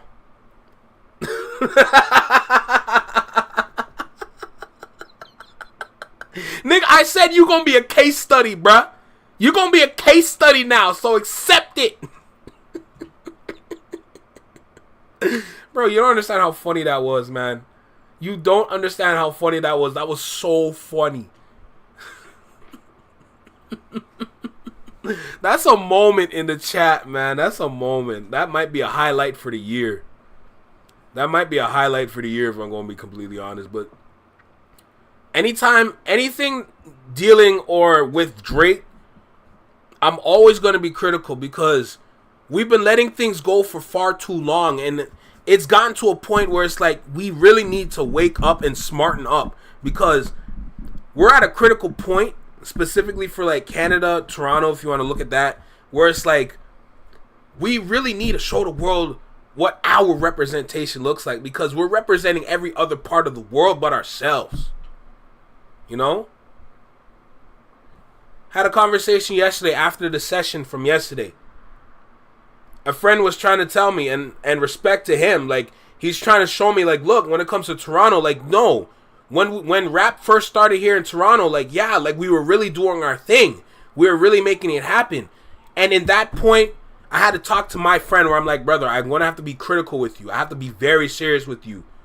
What you're saying is actually a good point in terms of rap music here in Toronto. But the problem with your point is that that's not even ours. New Yorkers had to come here. Caribbeans had to come here to establish hip-hop, to establish the turntables, to establish the MCing. We picked up on that, and then we ran with that. It's not even our fault. Majority of the time, it's not even our fault. But you can't say that's ours when that's technically somebody else's that we are utilizing.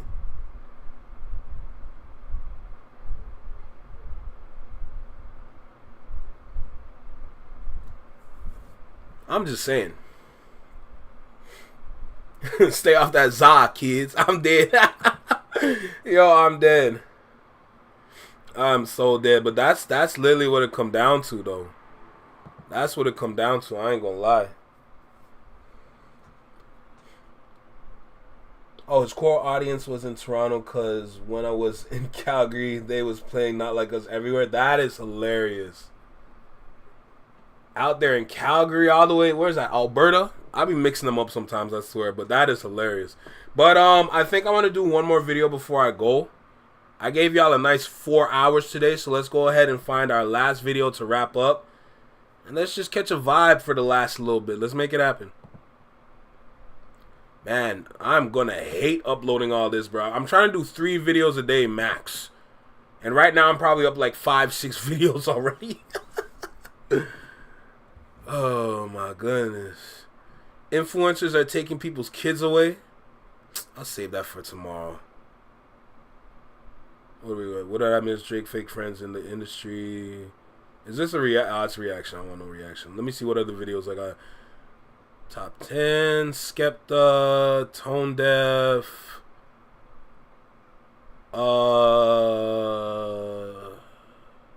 Let's do Big Zo. Let's check out Big Zo. What is up, y'all? Drake is alright. It's either Big Zo or The Ville, but I'm not doing both. I kind of want to watch Big Zo, but I know if I watch The Ville, it's going to be informative. So now I'm stuck. You know what I'm saying? Now I'm stuck. What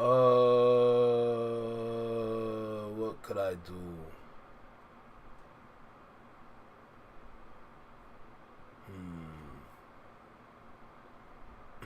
I hope someone clipped it. I might have to go back and clip that because I know for a fact that happened outside of one of the recordings. That happened outside one of the recordings, so I might have to go back and actually clip that myself.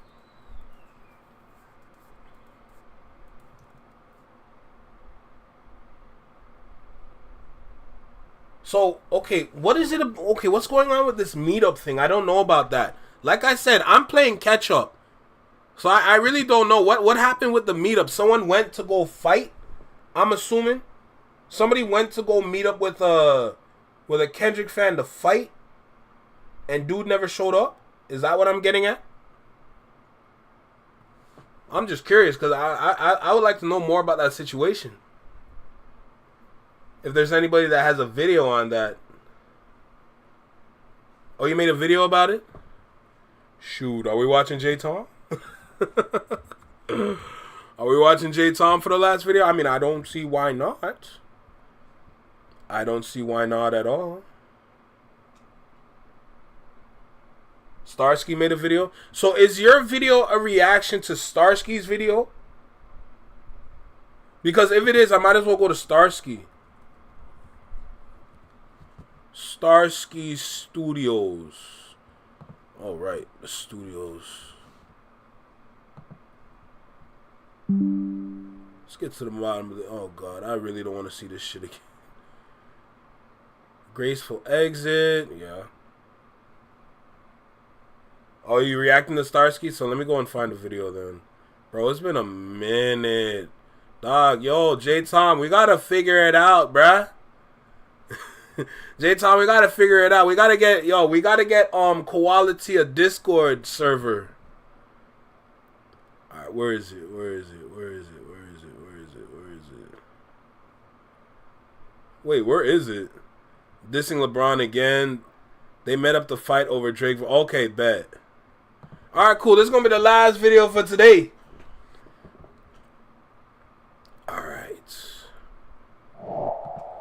Alright, we're gonna tap in with Starsky, bruh. Bruh, J-Tom, I'm telling you, we gotta figure that out. We gotta get Quality a Discord server so we can get that boy on a damn panel, bro. Imagine that. Me, you, Starsky, and you. Me, you, Starsky, and Quality. That'd be crazy. I ain't gonna lie. I'm gonna see if I can brainstorm some things. But anyway, let's go ahead and tap in with this video. Apparently, niggas are trying to meet up and fight for real. Bro, these little boys are not serious, bro. Anyway, y'all know what time it is. Last video for today, so let's make it happen, all right? Let's go. Yo, right here.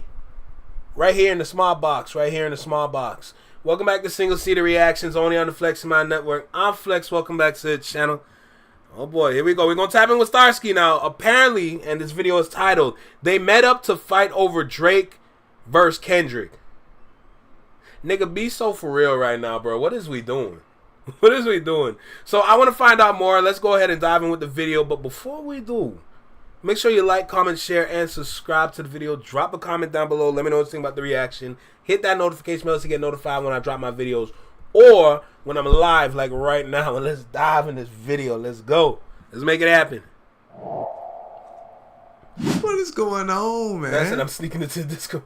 Dudes are really meeting up to fight about Kendrick and Drake. That's crazy. Dog. Oh, these are grown niggas. Wait. Oh, you see that gray hair on his beard? This is a grown man. Oh, man. Is this DJ Academics? Like, dude, it's like they got an entire factory full of DJ Academics. Why do all OVO fans look the same? Oh, damn, Slay! Everybody in the Shadow Mob, y'all want your Shadow Mob shirts? Is that what we doing? Oh man, this is crazy.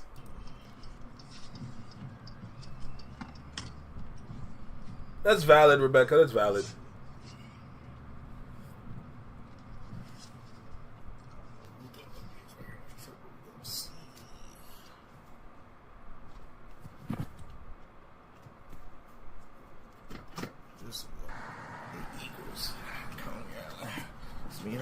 No, no, no, brother. Oh, no, no, no, no, no. There's no way the interior of your vehicle looks like that. There is no way, knowing how the internet is, that the inside of your vehicle looks like that. There is no way. Jesus. Big Owl Gang. Bro, what the? Dog. This dude posted this video on his own page. He Big Owl. He saw Wait, this is a Drake fan? This is a Drake fan? footage. He could have easily edited this part out, and he said, nah. So understand how nasty he has to be for this to be so normal that he didn't realize, hey, maybe I should cut this part out. Maybe this will look really bad. This is how out of touch OVO is. This is nasty, man. What is going on? Yo, Josh, can you join? I don't know if you're part of the Discord, but can you send that to me in Discord, please? Send me that video in Discord. I will react to that shit tomorrow. Tupac Rain? Tupac Rain? Twitter? That ain't you? So to meet somebody here by the whip and shit. Oh, I thought I was actually was him. What's up? What's up? What's up? Yeah, got to for sure. How you doing?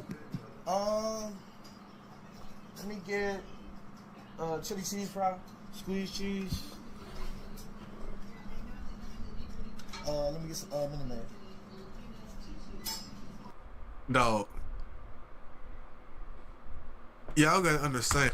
I'm just having a moment right now where I'm just staring at my imaginary camera. There's no way this is real. There's no way. I feel like I gotta put like a sign here that says imaginary camera. Like, there's no way this is real, bro. There is no way. There's no way this is real. And this is... Discord link is in the description of this video. I have a link tree. If you click on the link tree, the link to the Discord should be the top 3 if I'm correct. But it should be there. Is a Monday morning. He's driving around looking to fight another man that he was arguing with on Twitter about Kendrick and Drake. That's the reason why he came in and he said, are you Tupac's ring? Because Tupac's ring is the username on Twitter. Oh my God. Even worse, it's Monday morning. Where's your job? Even worse. Brother, you took a day off work for this? You took a day off work for this? Oh my goodness. Why are you eating chili cheese fries for breakfast? What's going on? Wait. That's the morning? You couldn't go to a Starbucks, a coffee? This nigga is up early in the morning eating chili cheese fries. It's probably about 10, 11 a.m. for him. And he said, man, I'm feeling famished. And home. I don't get... I'm feeling famished. I'll take it small.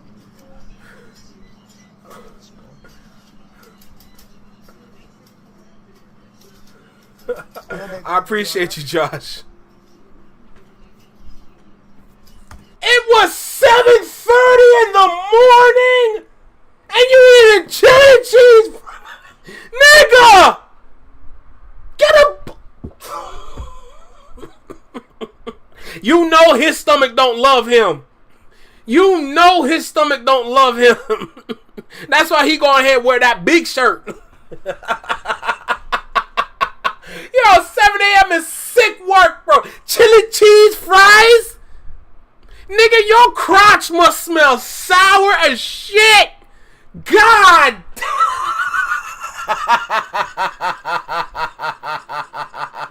Nigga, the sun probably never fully came out yet. Talking about, yeah, can I get a chili cheese fry?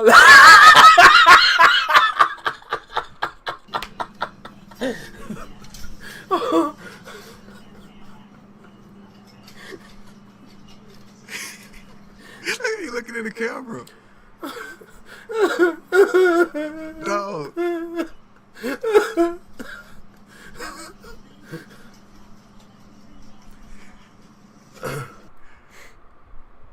Yo, Tiffy, alright? Yo, are you good? Like, yo, let me know if you're okay, alright? Yo, listen, I hope you feel better for real. No cap. Get some rest. Wake up. Drink some tea. You know, I don't know if you like garlic tea or ginger tea, but you gotta drink it because it really does help. Put a little honey in it. Stir it up. Drink that, and hopefully you'll stay better. But if not, like, I hope you feel better. Alright? But, yo, have a great night, okay? Have a great night and sleep well, okay? You know the spiel already, alright? Sleep well, sweet dreams. I hope you wake up with a nice bright sunshine on your face and nothing but positivity in your heart. You hear me? So have a great night and sleep well. But to be completely honest, Big looking back at owl this activity man, is crazy. does he truly look like a man that can fight? No. Maybe he has the anger issues. Maybe he has internal rage. That doesn't mean you can actually fight. It just means that you're upset. That does not equate to being able to fight. Not only that, look at his weight. He's obviously not in martial arts shape. And I promise you, I know. If most of you know, have a background in wrestling, my brother, one of my most popular videos on this channel is me reacting with my professional fighting brother. I was just at his tournament, recording him wrestling. Just won first place. So I know what it looks like to be in combat sports. This is not a champion, homie. This man can last 30 seconds. He came up to fight eating chili cheese fries, and you get protein from that. There's nothing but calories. And you know he's not working out, dog. This is ridiculous, man.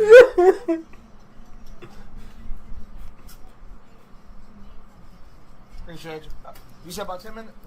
I'll be honest. Nigga, why you worried about the time on the fries, bro? It's 7:30 in the morning. Nigga, you talking about 10 minutes? All right. Oh my god. Yo, niggas be so.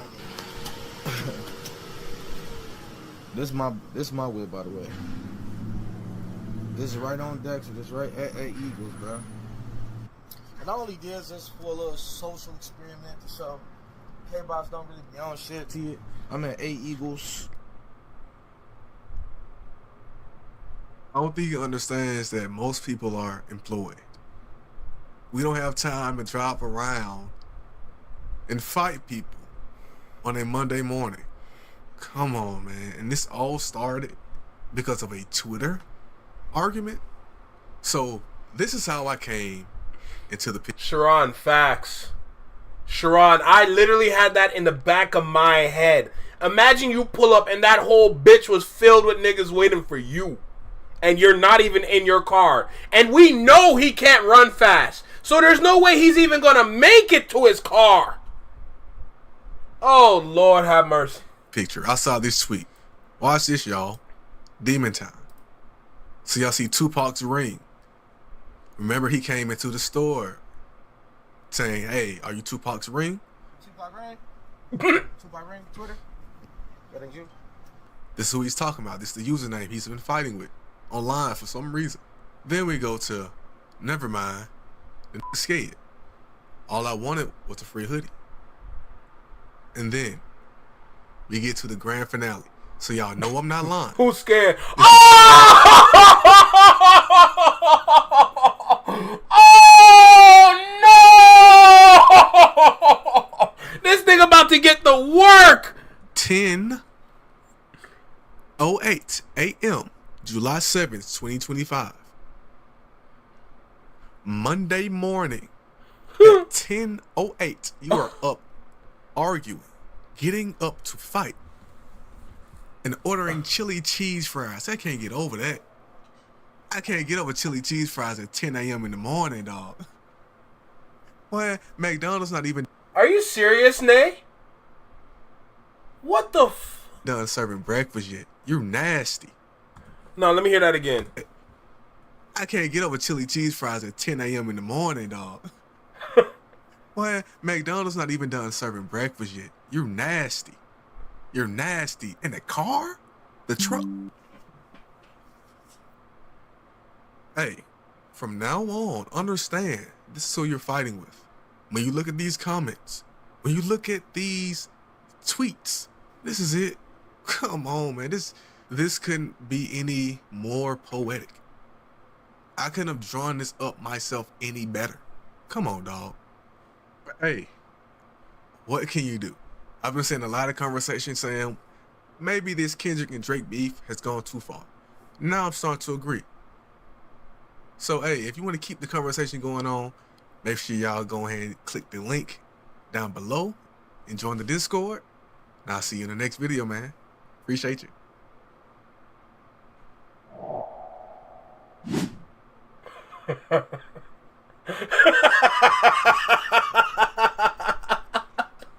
Oh shit! Oh shit! 7:30 in the morning. Talking about, yeah, let me get the chili cheese fries. Oh, it's gonna take about 10 minutes. Alright. Nigga, get a coffee! You need a boost! This nigga, instead of getting a coffee, this nigga get chili cheese fries. Get the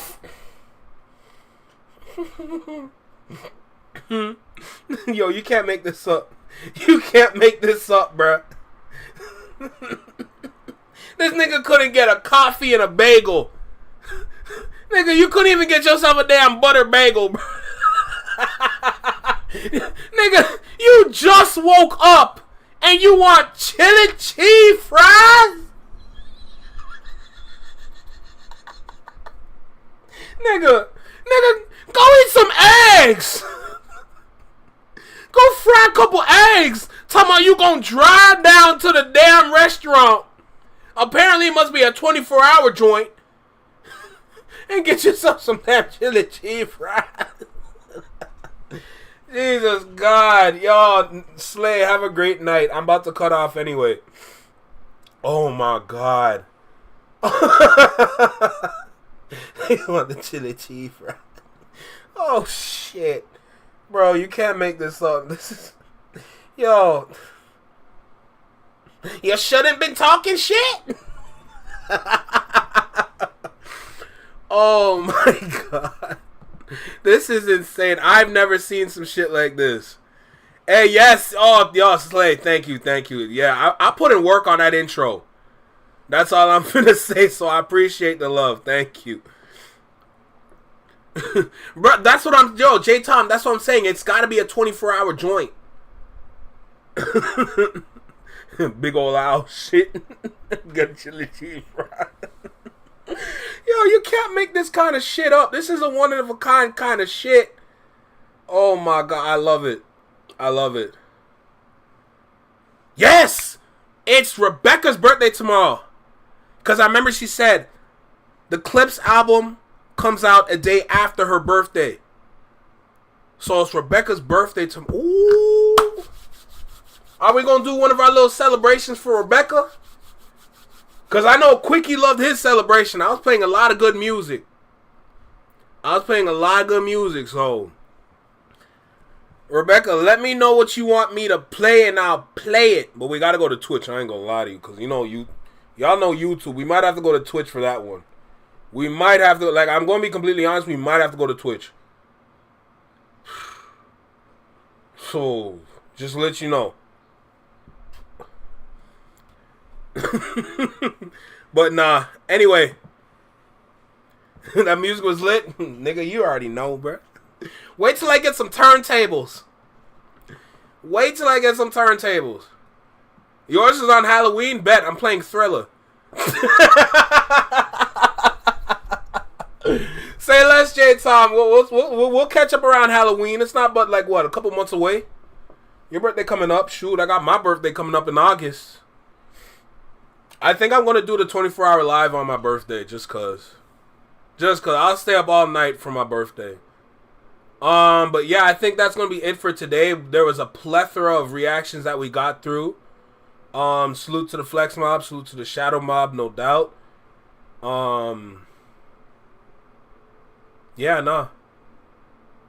That was good. I enjoyed it. Some really good reactions. Really good comments in the chat.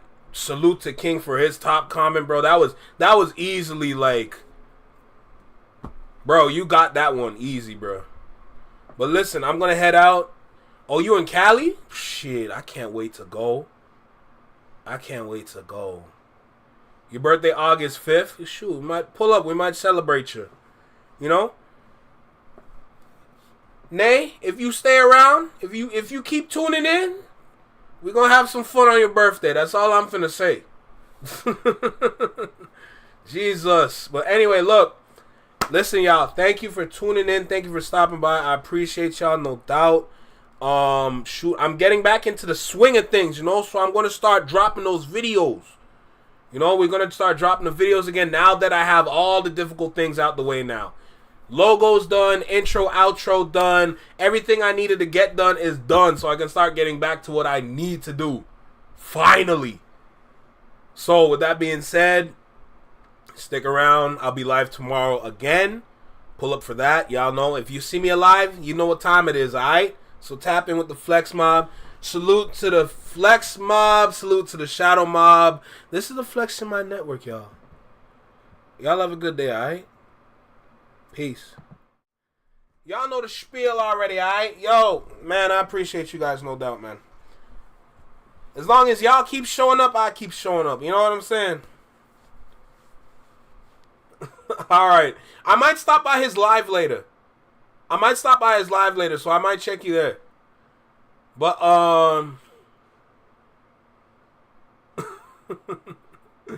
hey, bruh. Say less, Sharon. But yeah, y'all know the spiel already. Take care, be well, and be safe. Stay true, be you, live long, and long live. Peace. Y'all have a great day. Have a great night.